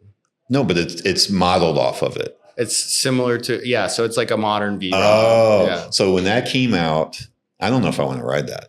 So when that bike came out, I wanted to go take a test ride. So I went over to Palm Beach Harley, took the test ride, and the guy went with me. So he's on a bike, I'm on a bike, and he flipped something. Does that bike have a rain mode? Yeah. Okay. I think he meant to put it in rain mode. He That's put what it I in sport personally mode. think. He put it in sport mode, Yeah. but I think he thought he had it in rain mode. Yeah. He's like, when this light turns green, you can take off. Oh I'm my like, God. okay. So I take off. I pop a wheelie around the corner there on Beeline Highway. He's like, damn, dude. I'm like, he told me to take off. What? That's crazy. I didn't know the sucker was going to pop a wheelie on me. Yeah, it's a fast bike for sure. Yeah. It's got lots of torque. I mean, people went off on it, and I told folks, because I have an Indian bobber. I'm like, I go, no, that bike is some serious bike. Yeah. It's small, but it's serious. People hate on it a lot because they bought that bike to appeal to people my age. Yeah, I think it worked. It worked. I bought one. Yeah, you bought one. It's a cool Badass bike. as fuck. It's like a fucking Batman bike. I mean, it's amazing. It's cool. I don't even need to drive it. I just look at it and I'm like, damn, that's a cool bike. Yeah. Well, my bobber, you probably haven't seen it. The new Indian Chief. It literally looks like a 1940s Chief, but brand new. That's cool. Like I want one so bad, but it's like 30 grand. Yeah. It's a cruiser. Yeah. It's like buying a car. Well, Tesla. You could buy a Tesla Model 3 for that. Exactly. Yeah. But I mean, it is cool. So you got to buy. Oh, we're gonna have to go. We're gonna have to go. I am on a not. ride. So I have to actually still get my license thing for it. Technically, I just bought it. Well, and go. like, Just I go know. get I gotta your go license. I gotta do the course. Yeah, go do the. I wanted to do it with my brother and my dad before my brother's going to the army. So I wanted to do it. So we'll see. They're in Mexico right now when they get back. Hopefully, Get we'll it done, probably- dude. Let's go. I know. I'm ready. Yeah. You just we missed definitely- Bike Week. It's a whole thing I rent haven't that tapped sucker into. out. I'm going to rent it out, rent I that think. out. Yeah, I think it'll be good. So for the listeners, you should be doing video, but have you started? If you're currently creating video, are you doing it regularly a little bit, or not at all? We'd like to know. Comment on the video. Like, is it the first 5 seconds, the first 3 seconds? Like, how many seconds do people have to get past to have it like start to really work and capture that audience? I think it depends on the platform that you're on. Each platform has you got to think about what your audience is doing on any specific platform. So if you're on Instagram doom scrolling, or like if you're on Instagram trying to get inspired, like what is that person doing on Instagram? Different than the person doom scrolling on TikTok. It's like TikTok's even more like 2 seconds, like 1 second. As soon as you see it, it looks boring. Next. Instagram, it looks kind of interesting. It looks cool. Higher production quality you need for Instagram. You'll stick around for a little bit longer. YouTube, right? And 30-minute podcasts, people will sit through and watch. Why? Because that's what they're there on. People are on YouTube to learn, to digest information. So it needs to be educational. You need to have some takeaways. It needs to be contextual to the platform that you're posting video on. So like my video I'm doing right now is not contextual. We're all over the place. Well, I mean, if you post it on YouTube and Spotify, but we'll cut it up. We'll find the little nuggets. The nuggets go on the TikTok and on the Instagram, but you're not going to post. First of all, you can't. I think 10 minutes. I don't know the last Instagram update for the longest video you can post, but usually our shorts are, whatever the shortest is, up to maybe 90 seconds. No, they're not going very long. You need shorter than that. Even shorter. Yeah, you need 15 seconds. 15 seconds. Max. Like 15 seconds 15 max. seconds is a long video. Are you using something like the script to help with that, or are you doing it all manually? I have editors. You have editors that are doing it. Yeah, so it really depends on the video, the purpose of it. So video, like I said a couple times already, is an asset, right? So if we're producing videos for you, it's because you want an ad campaign. It's because you want to tell your story in a specific way, pin it to the top, and then you have a story that you tell the same thing like one time to many audiences. A specific example. Do you know Bot Queen? I think you had her on the podcast. Oh, Bot Queen. Yeah, I had her on. Caitlin, yeah. So we did a video for Caitlin, and I don't even think she posted it. But every time that she does like outreach, she sends that as like her like trailer to how she speaks to these places. Right. So that she can get in. So she can get. So it helps with their conversion. It's like kind of like a more video invites. Sales letter. Yeah. Right. So you pay for it one time and then you use it many times. But she's not a monthly client or anything like that. We don't manage her social media.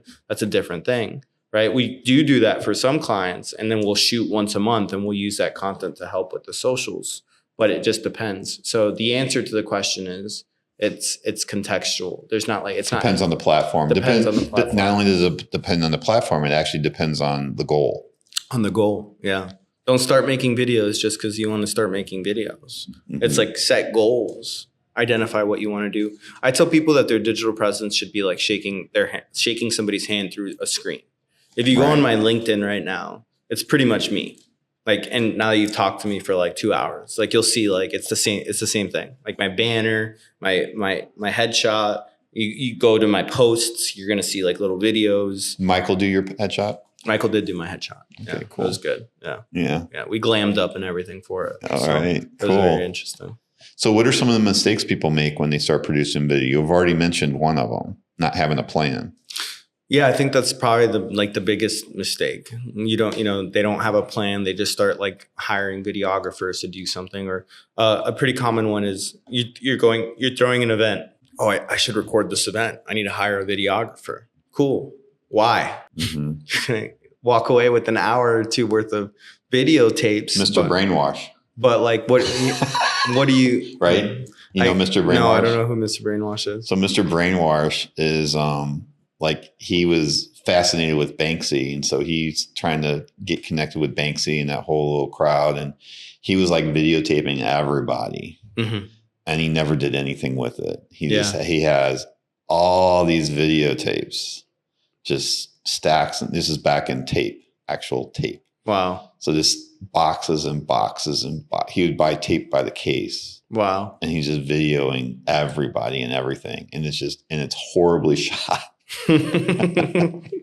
Right. So I think that a lot of times that's what happens with, I mean, he was able to kind of make it work, but yeah, it's, and the other school of thought is like, Yeah, I would say. Actually, I did write that down. Posting content without a strategy. Well, there's two school of thoughts on that for me.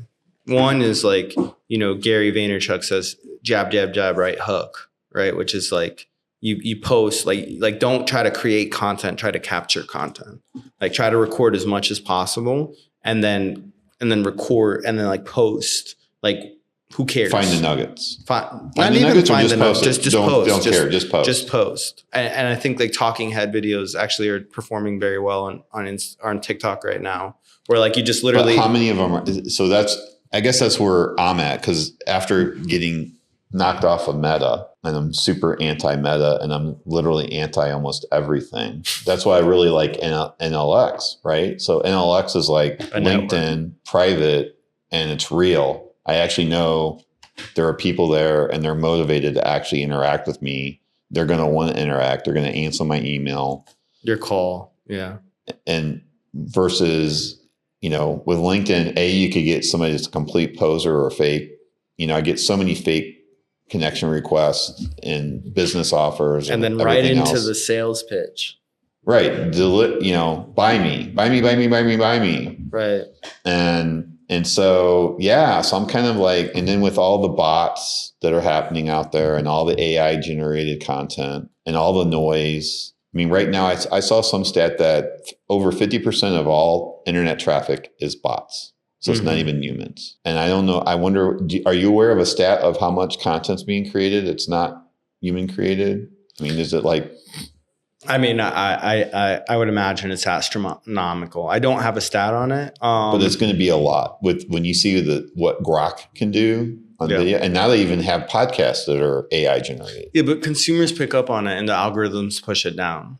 Because you have to always remember that algorithms on these social platforms are built to feed people what they want to see. But the algorithms don't work and they're broken. They work pretty good. The way that they're so it's actually a very interesting topic. My For You page is completely different than your For You page. Mine is literally like all super positive. And my brother's, oh my God, my brother's is like, you'd think the world is ending. And then you go to my For You page and it's all negative, like, like Fox, like CNN, like weird news that's like, oh shit, something just happened. You go on my Instagram For You page and it's like, oh wow, that's interesting. Oh wow, like here's this new way of editing. Here's like a puppy, because I like puppies. Okay. My wife follows. Here's a dad. What's his name? Maximus, the boxer dog. Not yeah, sure. She's a boxer dog. She follows these boxer dog Instagrams. So the algorithms, they do work, and they feed you, which actually is a great way to put a mirror in front of yourself, is by looking at your algorithm on your social platforms, seeing those videos. And then if you say to yourself, man, social media like is full of fucking garbage. Maybe it's not social media that's the problem. But my point is somehow social media decided that I wasn't supposed to have a Meta account and they shut it down. Well, yeah. I mean, And then I go and I appeal it, and the appeal is handled by another algorithm that says. And then when you get to a person, it's like an outsourced person. I never even got that far. And then I had a client account get shut down 3 times for being an imposter when they're not. Yeah.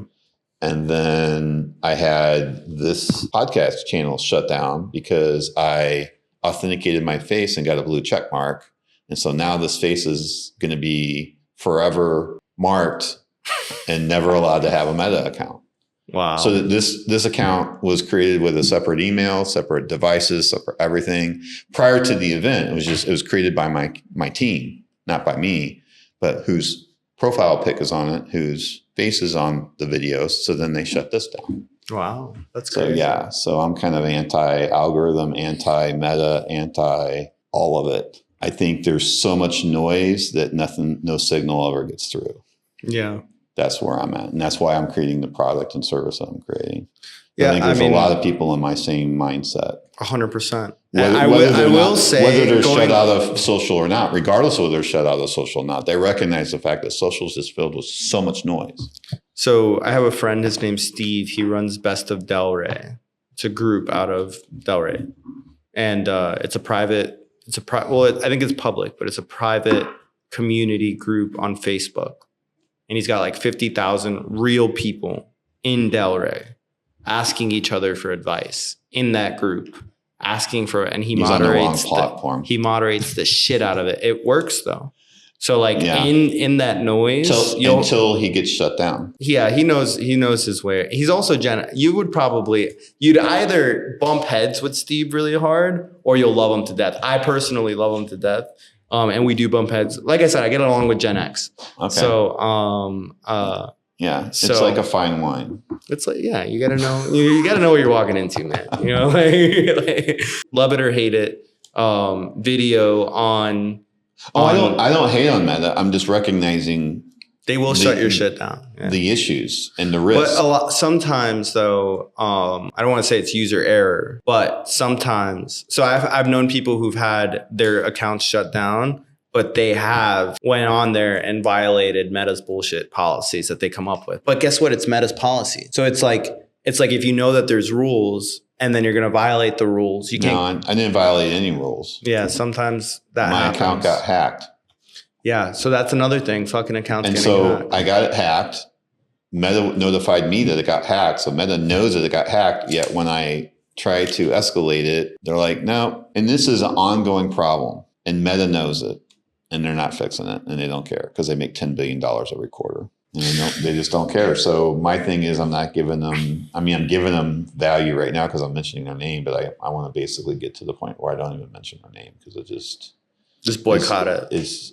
It's not really, and it's not like it's a boycott thing. It's just self-preservation, right? Why am I going to go spend time renting space when I can own the space? I mean, you keep renting and renting and renting. I mean, if you've been on LinkedIn, it's just as well.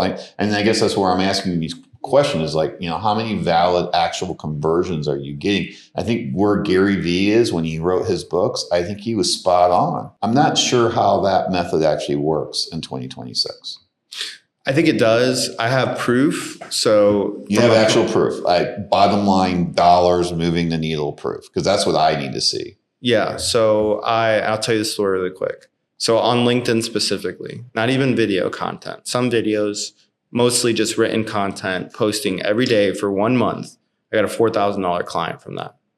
Okay. So then we need to talk because I've posted every day for more than 1 month and I don't have any dollars. So we can look at it. That up. A lot of it goes into, but I don't just like post content that like, I think that like, it's not, the content is that I post on LinkedIn is me. I am the content. It's very like I post my daughter, like pictures of me and my daughter. And I don't post for people that I don't know. I post for the people that I've met at trade shows, which is hundreds of thousands of people at this point that I've met in real life. And I would argue that the same people that you've met in real life, if you post for them, not for trying to game the algorithm, that you'll get more traction.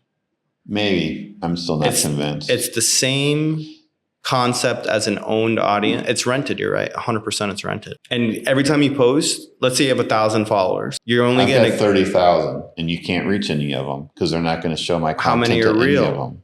Most of them are real. Okay. So I've already done self-maintenance myself. Because I got 30 some plus thousand followers. I've got 27,000 connections. 3% or 10% of and depending on how, so when you post, it shows it to a small amount of people. Right. If your post does well with them, it shows it to more people.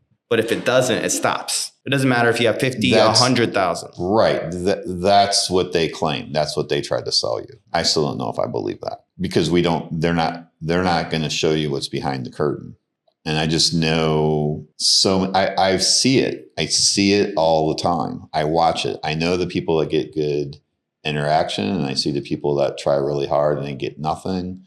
And I see the genuine content that just falls flat and there's no reason why it's falling flat other than the algorithm's a big lie. I don't think that the algorithm is a lie. I think that it can be very so over time, if your content in general has underperformed, it's going to continue. Even if it's the best piece of content, they're not going to say it. But I think that they do suppress accounts. Let's say on an even table, they 10%, you have 100 followers, they show it to 10 people. If you've posted and you're posted and do well, then maybe they show it to 1%. And I think something like that happens behind the curtain that they don't openly talk about. And people talk about shadow banning. I think it's not shadow banning, it's I would tend to buy into that. yeah.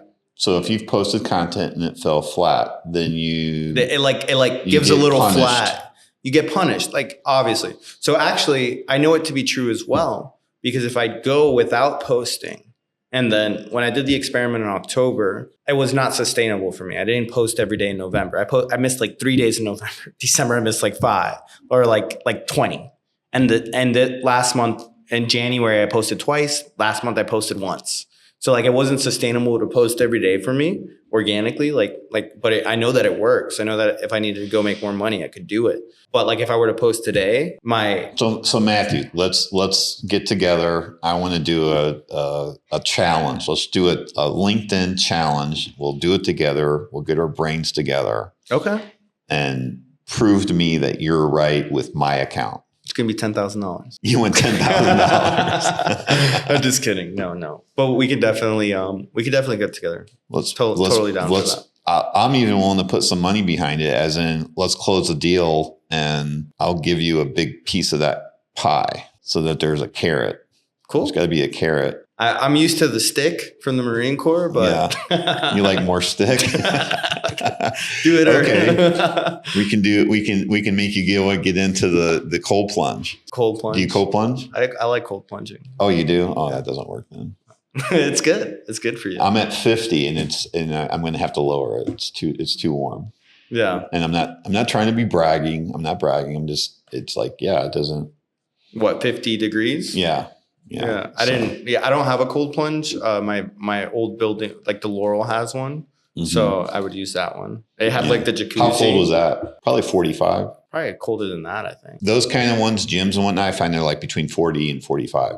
I mean, the reason why I put mine at 50 is that I read that that's supposed to be like the sweet spot. For like medicinal person? Right. Yeah. Like 5 minutes at 50 is good. But then if it gets Do you have one of the bag ones? Like the PVC? It's just a PVC. Yeah. I got a tub and I got the chiller. So my goal is to take my tub and I don't know. My wife doesn't like it. I think the tub looks fine, but she wants me to build like a little cedar. I do woodworking. So she wants me to build like a little cedar surround for it and then a platform and steps and then a cover for the pump because it's ugly. How long would it take to make, totally unrelated, but on the woodworking, how long would it take to make a wood, like out of a reclaimed pallet jack? How long would it take to make like a little watch box that I could give as a gift if I sold a thing on eBay? I don't know. Let's do it. Like, and just kind of sand it down nice. I'll buy some like cheap black padding for the inside and just like a nice little gift. You know, like you buy a watch. Right. And it has a hinge on it. And just a little hinge. It has a lid. And a little lid and that's it. Yeah. Or we could do a sliding. Like you could build it and then we could do, you know, like cigar boxes, like kind of slide. I think I know what you're talking about. So like if it's like that, we could just kind of slide the lid on and off of it. And then the watch like it's dovetailed. Yeah, something like that. Like a cigar box. Like a cigar box, kind of, but for a watch. Be kind of cool.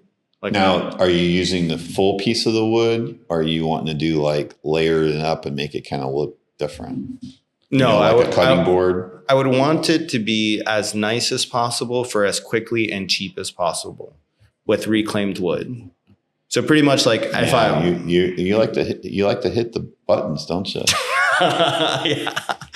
yeah. So you know, I used to have a ton of pallet wood that had all the nails pulled and everything, except termites got into it and I had to throw it out. Okay, do you have a planer? So can I? I'm worrying I'm going to be biting off more than I can chew here. I have all the tools. So I think that I have a complete. The only thing I have a joiner, but I'd like to get a new one. So okay, so this is probably too creative, but if you have it all, I think it'd be really cool to take some pallet jacks. I'll break them all apart, put them all together, press them nicely on a thing. And glue it. And then run that through the planer. And then you'll have a very nice piece of like material that you could create stuff out of. Sure, yeah. Like, I don't even know what we would use the wood for. Like, sure, the watch thing, but that's not even for that. I just think it would look cool. Like if you had like reclaimed pallet jacks, because the problem with to my understanding or what I imagine in my head is a pallet jack is so thin that like. It's not too thin. You can use it. Yeah. Yeah.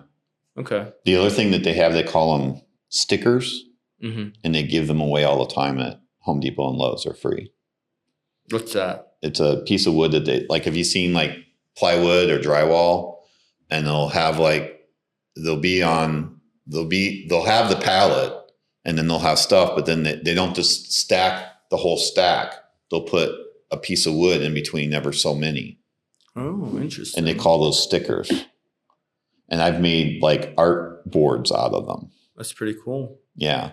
That's how I make my art boards out of. I buy the plywood because I want it nice and smooth, but the frame I use the reclaimed stickers because I love the idea of reclaim too. I'm big on the reclaim. Yeah, recycling, reclaim. I just think it's like Thrifting. You're all in. I'm all in on Yeah, I'm gonna have a thrift shop probably. But anyway, so I think it'd be a very interesting idea to like have like this cool, beautiful material, potentially even epoxy in between. So in between them, and have it like very like good pressed together, and then like run that through a planer and have like nice like you've seen cutting boards made out of like that's what I said, like a cutting board. Kind of like a cutting board, yeah.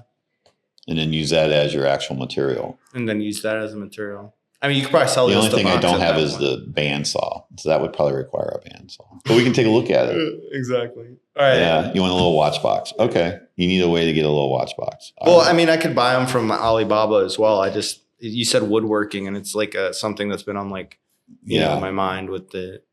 Yeah, I'll show you this. I found wine boxes in my trash. Do you think?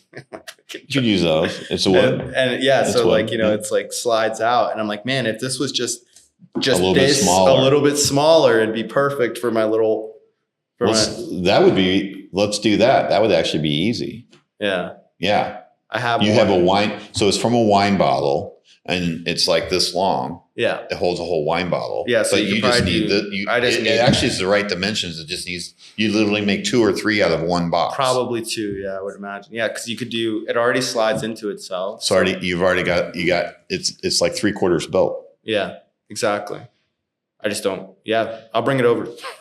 Yeah, let's do it. Yeah, let's do it. Man. Let's do it. Content that looks good versus content that works. What's the difference between content that looks good and the one that actually gets business results? Yeah, so I would say the difference is placement and where you have that video. So for example, like a video that works does what it was intended to do. If you have no intention behind that video to begin with, it's never going to work. Meaning if you want to make a specific ad video, because you know that you're going to run it behind advertising dollars, and then you get ROI on that campaign in general, that video worked. It performed. Mm-hmm. If you're posting a video on Facebook because you thought it was cool, that's not going to work. My videos and posts that I did in October that I was telling you about, the reason that I posted that was to share more about myself and keep top of mind with my network that I had already built previously. And it worked for that intention. When I had my detailing business, I wanted to get as many eyeballs on what I was doing as possible. So I put lots of trendy music and cool cars together. And I got, on average, 10,000 views per video and hundreds of likes. Okay. So that worked because that was the intention of that video. When you check out a business online, what builds trust fastest? Seeing real people on camera, hearing customer stories, or seeing examples of the work? I think all of the, can I click D, all of the above? All of the above. It's really, like I said a little earlier, when you go and you look at somebody's website or their digital footprint and presence, you should be like shaking their hands.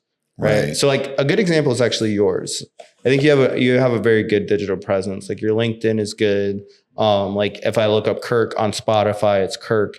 Like I see your picture, like I know it's you. I know it's something that's real. Right. Right. So like it's enough for me to interact. I like motorcycles because I got a motorcycle pic on my Instagram. Right. Or my LinkedIn. I don't have Instagram anymore. I haven't seen it yet, but just are we connected on LinkedIn? Go ahead. Just from that, I can tell that. Or did I change it? I might have changed it. I can't remember if we still have the motorcycle up there or not. You got your hat, which is a cool hat, and your watch, signature watch. Yeah. And it's awesome. Connect. I used to live in Lake Worth. I used to live in on Gulfview. I'm in unincorporated. Oh, okay. Unincorporated Palm Beach County. West. Yeah. Yeah. It's called Lake Worth, Green Acres. And you know what? Your featured posts here did seem to do pretty good. Yeah, you get pretty good engagement on your podcast. I'm with you. I see the same arguments. It's just I've experienced well above that when they stop scoring with the algorithm. Yeah. Well, okay. So I see your point with that. It sounds like that same post would have got 200 comments and 200,000 views. Yeah. Before they started screwing with stuff. And they just really throttled everything down because they want to pay. They want you to pay. They want you to rent. Yeah, I'm getting a result from that perspective, but I'm not getting a result in the bottom line either, though. You're saying you can actually show me how, even with that kind of result, I can get a result in the bottom line. That's what perked my ears up. You know, if I can get 5 comments and, 25, 30 likes and a couple hundred views, that's all it takes. And we can post on a regular basis, and that can turn around and become, $4, $8, $12, $20,000 in business. Fine. Let's see what that is. So that's the conversation that we'll have for sure. I think that that's where my business consulting comes in and offers. You have to like in business, especially. So like taking video, putting it on your socials isn't enough, right? You have to understand why you're putting it there. And then what's the journey? I'm lacking I have it in my own notes. I even have it. I'm probably lacking a bit of a strategy and on what we've got going on. Which is okay. I mean, my strategy is to get eyeballs, but now what do I do once I get some eyeballs? What kind of eyeballs are you trying to get? I'm getting eyeballs that have people that have money that they can write checks. What kind of money do they have? They need to be in doing business, and probably in my eyes, I'm really not that interested in anybody unless they're doing at least a couple $1 million a year, because I just don't think they're going to have enough revenue to actually justify a decent spend, because they're already got to spend. If they got that much, revenue already, they already have a certain amount of spend as it is, and everything's about being a piece of the pie. So by my math, I don't know that anybody that's doing less than $2 million is going to be a potential client. I mean, I have customers that do less than that, and they're customers and they're paying. So in order to provide a better level of success, those guys still aren't spending enough. The guys that are spending money with me, they're still not spending enough. I mean, they really need to be, needs to be the guy that's already got a $3,000 to $5,000 monthly social media spend. He's already dropping $3,000 on Google. You know what I'm trying to say? Yeah. Someone that's doing that already, they're putting me in a much better position to get them actual results than somebody that's dropping zero on any kind of ad spend, and they're spending, $500 a month with a virtual assistant throwing up some social media content. Them dropping $2,000 or $3,000 with me every month, it's going to be a lot harder to get that result versus someone that's already got some structure and strategy in place. So if you're talking to business owners who their business produces $2 to $3 million a year, that's the answer to the question. You came up with that answer, not me. Mm-hmm. So now you just went from 8 billion people in the world to a lot less.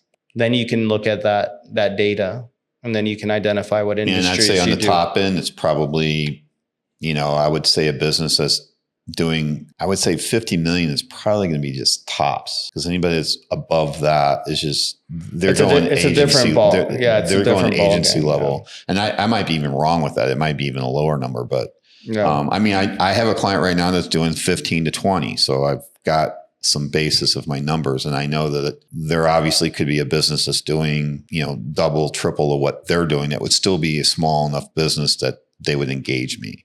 But I think 50 is probably hitting kind of right at that limit.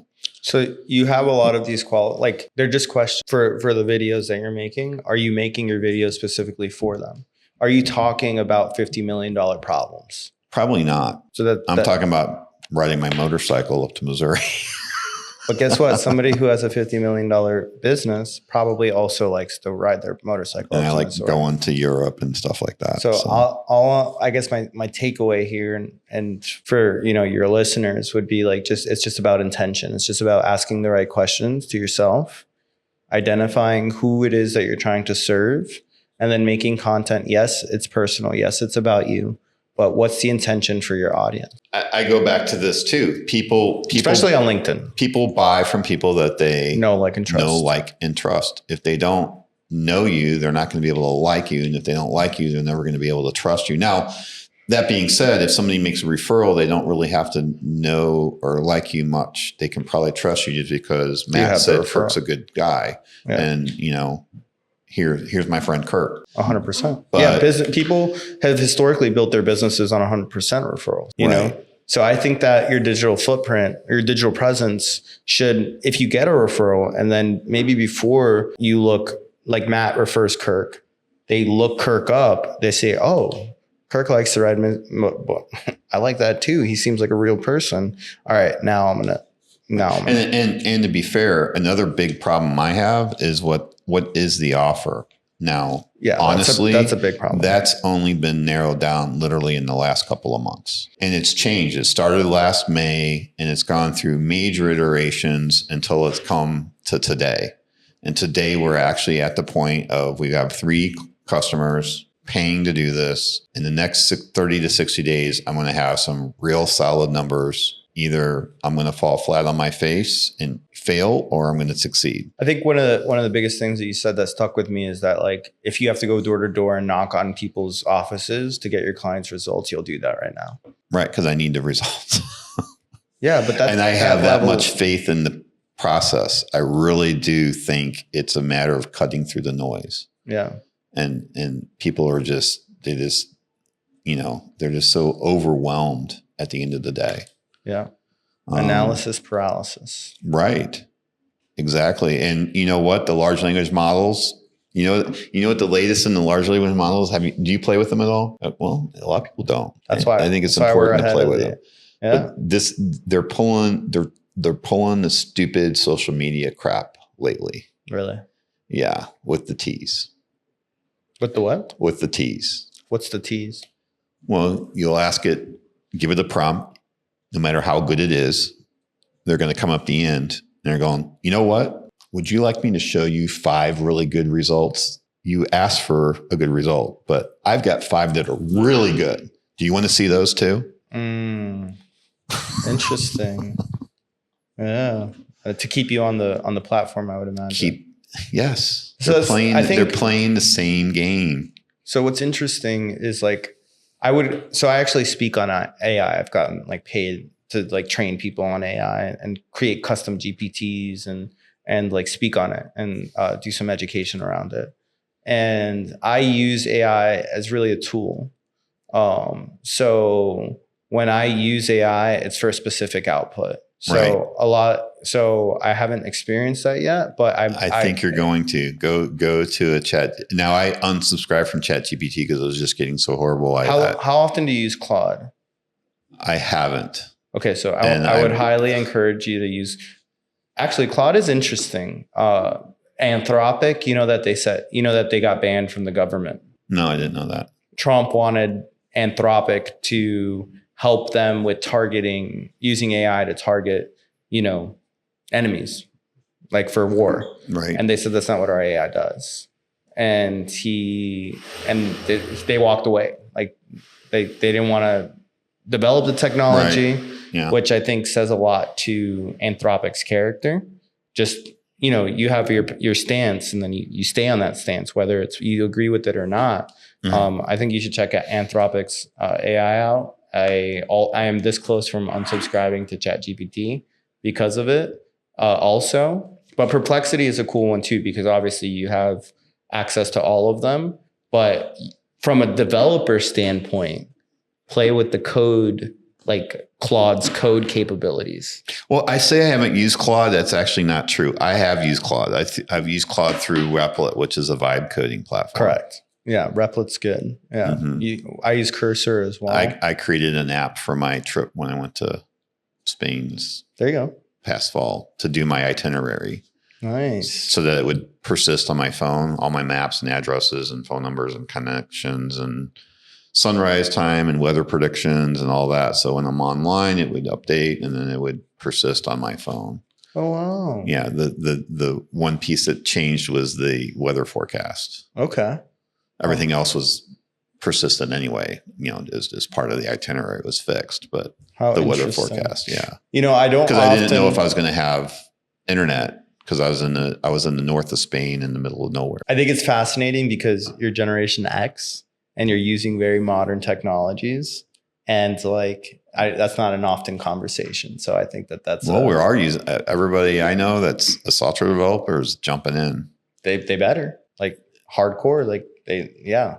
If you're a software developer and you're not using vibe coding or you're not using these modern have you heard of Supabase? Yeah, I have a subscription. Yeah, good. That's that how you built your app on the back end? Yeah. Supabase. How many hours did you save on SQL databases because of Supabase? I don't think I saved that much. You don't think so? No. For somebody learning SQL? Maybe, I guess, if you don't know what you're doing. No. I mean, I've got decades of experience. I mean, that's the shit though, is that it can just still, I guess I know how to prompt it probably a little bit better. Mm-hmm. Right. The biggest tip I can tell you on the vibe coding is you got to do it in layers and you can't go too crazy on your first go. You get it. And that's where the experience of having the experience that I have comes in. Databases because I know how, I can envision the entire app and it can keep this, because I've built apps from scratch in the past where I literally had to code everything, so you start with your master tables and you work your way up with the programs that edit the master tables. And then, you still keep, so that's how you do it with vibe coding. You just go, here's the final result that I want. It's not going to work. It's going to break. Yeah. What I envision, and that's why I built that app, was kind of, and I just don't know. I don't know if I really want to jump back into that space at all, but I do see a really big opportunity there because I think it's kind of like you're going out and speaking and being paid to train on AI is the opportunity for someone like myself that understands it super well and jumping into it is, I think, and this is where I think people that are like doom and gloom with AI they're missing it big time. Mm-hmm. So I would estimate that the app that I wrote for my phone that works for my trip, for my itinerary, and all the little features and bells and whistles that it does, that would have probably cost even 10 years ago or 15 years ago, $100,000 to $200,000. Wow. And I created it and had it for use for just me and my wife, 2 users. And I probably spent $100 or $200 on it. Mm-hmm. That's the power in it.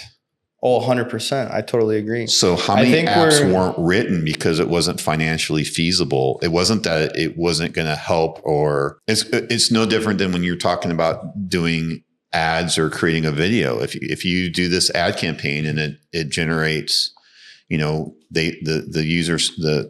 client spends $10,000 and it costs them, say, average customer acquisition cost is $10 and they spend $10,000 and they get 100 new customers. It works out, right? The math works. Yeah. And that's the same way it is with these apps. The math never worked for it. They couldn't justify the time spent to put a team of 15 developers and designers to go to work for several months to create an app to do X. Now, that economics has completely changed. So now you can create an app for, I don't think you could probably create a commercially viable app for $200 because, my app would require quite a bit more to actually make it commercially viable. But I think $5,000 or $10,000 is a reasonable number that somebody like me, a company could hire me to go in, look at a problem and provide a solution to them for $5,000, $10,000, $15,000, $20,000 that would have cost them potentially upwards of $1 million previously. Yeah, I think I've seen it in the marketplace already. We've built through my agency MVPs for around the $15,000 mark using modern technologies. And but I have also, they're not as senior as you, but I can't afford, historically, I could not afford a senior person. Now, potentially, you could come in and this is what I'm getting to, fractional CTO services, I think are going to go through the roof.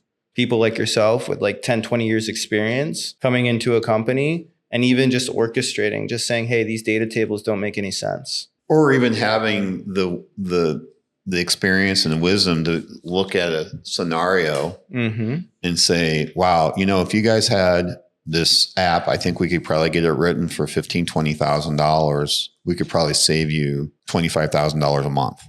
Mm-hmm.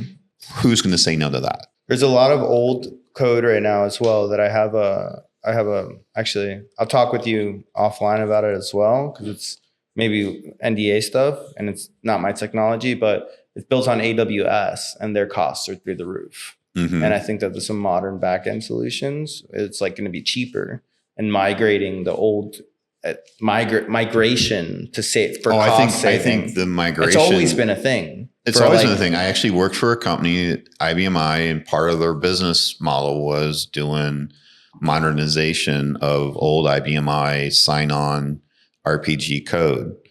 I'm not sure what they're doing now because I think they're still trying, because they did it at enterprise level. Mm-hmm. And I think they're still trying to maybe figure it out. I haven't talked. I've been out of that space now for almost a year, but I'd be interested in what they're doing because I know there's stuff out there. It's cheap. Supabase is cheap. Mm-hmm. And it can probably handle 90% of the code stacks out. Exactly. I have another project I'm working on, and we're looking at the tech stack out there, and we were going to go Google Sheets. Google Sheets can hold, what is it? 10,000 really rows. Wow. And then we looked at it a little bit harder and it didn't quite do it. So we're going to go Airtable. Airtable's good. That's another modern. But here's the thing that a lot of people don't understand. You could even take it back to Google Sheets. If you have an MVP, if you have a SaaS idea project out there, getting to I don't know, usually it's probably going to be somewhere between 1,000, 3,000 subscribers. Mm-hmm. A Google Sheet and an Airtable could probably handle 100,000 easy. If you're charging any kind of money at all at 3,000 subscribers, you're going to make money. You can go and fix that issue way before you even come close to your cap on what the technology can handle. I mean, technology can probably handle, I say 100,000, it's probably closer to 1 million.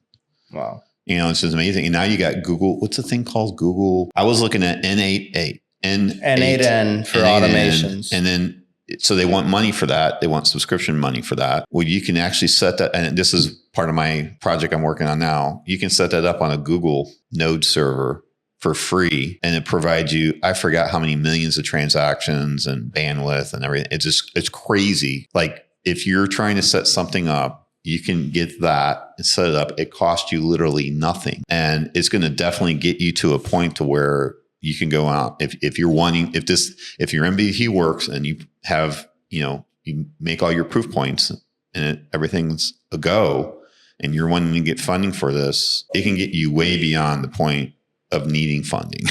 Yeah. You know what I'm saying? I think that the whole, tech funding, and obviously I have an agency, so it's different than me, from a marketing all the way to a full stack. I can bring a product to market and leverage the tools that I already have. So but still, if I were to charge somebody to do the same things that I'm doing a project right now in the franchise space, I'll share with you. It's called Frantech. I probably mentioned it once before. I have a partner in it. We're putting a board together, essentially a very niche problem, which is automated territory checks. So let's say you wanted to buy a McDonald's, you'd reach out to McDonald's, wait for them to get back to you. With this technology, we're going to look at their mapping software, identify the GeoJSON, and then that's it. It's just point in, point out. It's been around for a long time. It's not crazy tech, right? So we're developing this, but we're totally agnostic and we have access to the APIs for all the mapping providers. So if I would have had to pay for it, to your point, it would have been $15,000 to $20,000. Right. But I'm about to monetize. We're about to get our first clients, and we're putting a board of industry professionals together. And I didn't have 15 to 20 to spend on it. I bootstrapped just because of my circumstance. But you don't have to raise $100, $200, $2 million anymore. You can raise less money, hold on to more of your equity for your project. There's a lot of opportunity. So many things going around right now with what this is going to provide. I do think though that migrating old tech stacks into modern use cases, whether that's Supabase, whether it's Airtable, whether it's just cleaning up what they have, same function, different backend. Right. That's way cheaper than AWS and written cleaner. And the thing that's so crazy is that I remember, so my first real serious girlfriend, her dad was an assembler programmer. And he made really good money in the 80s because assembly was out, right? You couldn't find very many of them. Mm-hmm. At least I think he was. Maybe in my mind, I'm dreaming this all up because it's some decades ago. But I always thought that would be me with my IBMI skills and sign-on, which is a case 4GL that ran on IBMI. I thought, oh, well, I'll be set when I'm 58, 59, 60. I'll be able to grab that $200-$300 an hour rate, and it's going to be cheaper for them to hire me to me. I had no idea about this AI stuff. It's going to be cheaper for them to pay me that fee than it is going to be just to rewrite the whole thing and fix it. Well, guess what? That ain't never going to happen right now. Genie's out of the bottle. And I was one of the rare guys that could actually take that platform, just the data tables, which are very convoluted on how they're put together and named, and everything's cryptic, right? And one of my jobs that I had back in 2003 was help a large consulting firm reverse engineer a sign-on application and write it in Java. So I wrote all the SQLs to extract the data that they needed that took the action diagram from sign-on, which is like their coding language, so that they could then interpret it and then convert it to Java. And then extract out their data model and all this other stuff without actually having access to the actual tool. You have to pay a license for the tool, but you don't have to pay a license to use the application once it's written. Everything's stored in the data tables, but you're not going to get access to the data tables. So you have to know how to read them and how to connect them all up, because there's no constraints defined anywhere that you can find. There's no constraints, meaning, okay, you connect this key to this key to, and this is how it all joins together. So you had to figure it out manually. So I did all that. My sister would say, the limit does not exist. So, that now, if you threw that into, you could probably literally provide no back information to an LLM and just throw the data tables with the data names, and it would literally figure it out. Yeah. It's smart. It's not, what do they call it? GAI? General AI. It's not general AI. It's still intelligent enough. It could take a look and find all the patterns. Yeah. So in those data tables. General AI, theoretically, I'm a big sci-fi nerd. Okay. I don't know if you've picked up that I'm a dork yet, but so general AI is what AI is to sci-fi, right? So we're talking about androids, like and all data of that on Star Trek. Right. So GAI, if we ever get there, will have different levels of intelligence anyway. And the intelligence that you're talking about to restructure convoluted databases may not be accessible to a given our AI that has. And even now, to the point now, specific LLMs will outperform that task that you just talked about than other large language models. Right. Probably Claude would be the way to go if I was going to guess. Exactly. And that distinction in knowing it also for security purposes, you want to make sure that you understand, especially if it's your data and you're trying to keep it secure in a controlled environment, you need to be able to know how to do that with a specific you don't want to just let it loose into ChatGPT and not even be a pro user, structure the data. And then that data is going somewhere. Somebody has eyeballs onto it. Maybe you want them to have it. Maybe you don't, right. So that's I know that was a big deal with IBM apparently cracked that nut. Yeah. Because IBM's working on some AIs for the IBM I platform. And what they were doing is they were wanting everybody to share their code. They apparently figured it out. I'm not sure exactly. Like I said, I've stepped out of that space. But anyway, I didn't realize you were a nerd. So yeah, we're all nerds. Yeah. Or to the nerds. What makes content feel authentic instead of like an advertisement? You kind of touched on this earlier, but I'm curious. You didn't really directly answer this. Well, the best advertisements don't feel like advertisements. That's like the whole thing that I'm doing with the handwritten addressed envelopes using the theme, what I call themed. So like right now they have manatee stamps out there. So I'm going to put a manatee stamp on it. It's not going to be that bulk rate first class stamp because people they see that I already know that was applied by a machine. They know that the address was applied with a laser printer. And so if you can make it look handwritten or handwrite it yourself, it doesn't look like a marketing piece. It looks like it's intention to get your attention, and it's going to make it through. It's like the letters you get in the mail. I guarantee you get these letters too. It says paid to the order of Matthew. Yeah, probably. Yeah. You still open that up. It still could be a check. You don't know. Surprisingly enough, I got a letter from Progressive and it was a check, and it was kind of cool. It's like a refund check. Exactly. But I just opened it because I have an insurance policy. I got a check for $1 from they closed my account out on some affiliate platform. You got to check for $1. Like, what is this? So I researched it. It was cool. I used to get, back in 2008, I was doing affiliate work deep into it. And I was doing like $3K a month on it. I would imagine. I was doing really good. Some of the most wealthiest people are affiliates. That's it. They don't need no product, no nothing, just pure connection. Pure connection. Yeah, connecting people. That's right. So anyway, so that's your answer on that. So what do you think is the hardest part of running putting creative work into a real agency? You know, you've got an agency. Like, what's the hardest part, do you think, of that? The hardest part is it's like trying to wrangle an octopus. There's just a lot of tentacles, and there's a lot of moving pieces, and you know, it can get sticky, and ink can get everywhere. Do you find it hard to stay in a lane? Is that part of it? Right. Is that what you mean? Yeah. 100%. Because you got websites, you got email, you got video, you got graphics. But for an effective campaign, you need a little bit of all that. Exactly. You got to know. You have to be able to create a good landing page. You have to be able to write the good copy for that landing page. You have to be able to place that ad to the right audience, create the right video for the ad, and then put it all and run the automation. And then, by the way, the email and the text message, to your point, is also important. And the automation that follows all that up. And then the automation that follows all that up. Yeah. Whether you're using Zoho or Funnels, Zapier or whatever, those are all tools. All tools. It's never just one thing. Yeah. Now, like a base, like if I had to give I think this is, if you have like early business owners or local people, like this is none of this is necessarily helpful to them. The most important thing that they can do is just be themselves. Put up a website, could be a single page website, Google business profile. I had a business back in the day, I guess more of a hobby, called Senior Scooter. I would fix like 50cc scooters, sell them. I put up a Google business profile, never even bothered to verify it. To this day, I get phone calls for that business. And I leave it up kind of just as like validation that you don't actually need a website. You don't actually need a Facebook or an Instagram.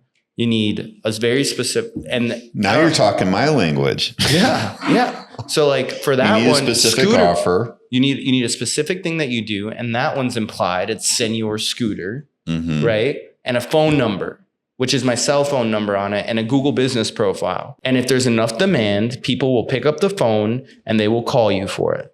The problem, I think, with your business and even my business is that the demand for our services is so niche and specific to people who are looking to have better results from their existing marketing efforts, like consumer marketing, restaurants, even Senior Scooter, which was 50cc scooter repair. You get, it's consumers. They're looking for help with, especially electric scooters. Massive demand in electric scooters right now, by the way.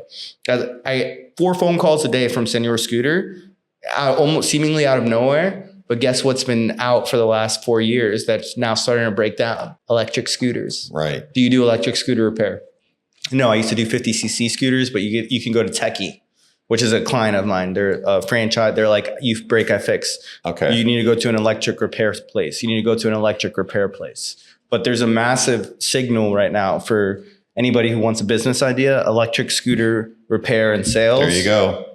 Kill it right now. Who knows how to do that? Put your link in there to here's the one that I think I kind of know. So if you had to start a creative business tomorrow, so start from scratch, what would be your first thing to focus on? I would find a partner.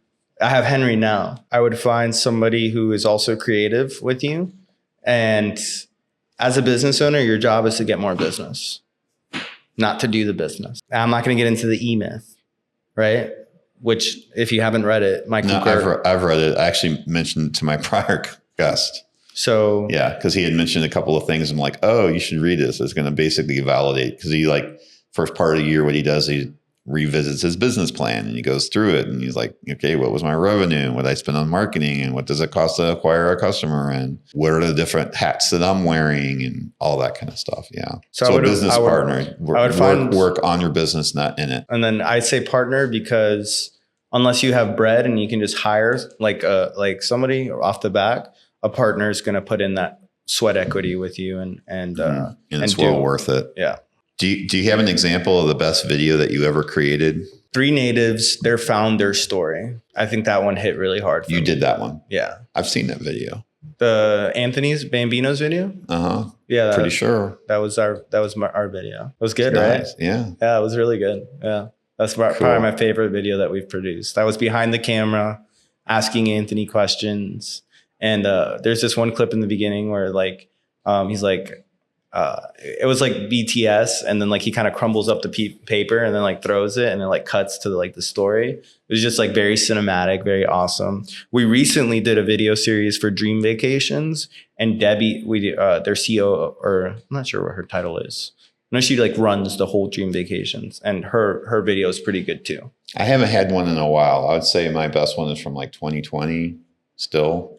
For me, we did it at Empty Tables. Okay. For Five Guys, local Five Guys. Very cool. Yeah, send it to me. I want to check it out. You know, we call this Vibe Your Vibe, and every voice has a frequency. What does that maybe mean to you as an entrepreneur to vibe your vibe? It's be you. To be you. That's my tagline is be you online, by the way. It's like be you online. Okay. Yeah. It's like what it says on my business card that That's I ran cool. out of. But it's be you online. Be you online. So vibe your vibe. Vibe your vibe. That's kind of what I'm, vibration and the Maya Soap Challenge. And you'll probably maybe not agree with this, but this is what we're doing. If you're actually listening to this podcast and not just watching the clips, here's the deal. Send me a postcard or a letter to the show. Write your name and address, where you're listening from, your contact info, and we'll send you some soap. It's a free bar of Maya Soap quantity.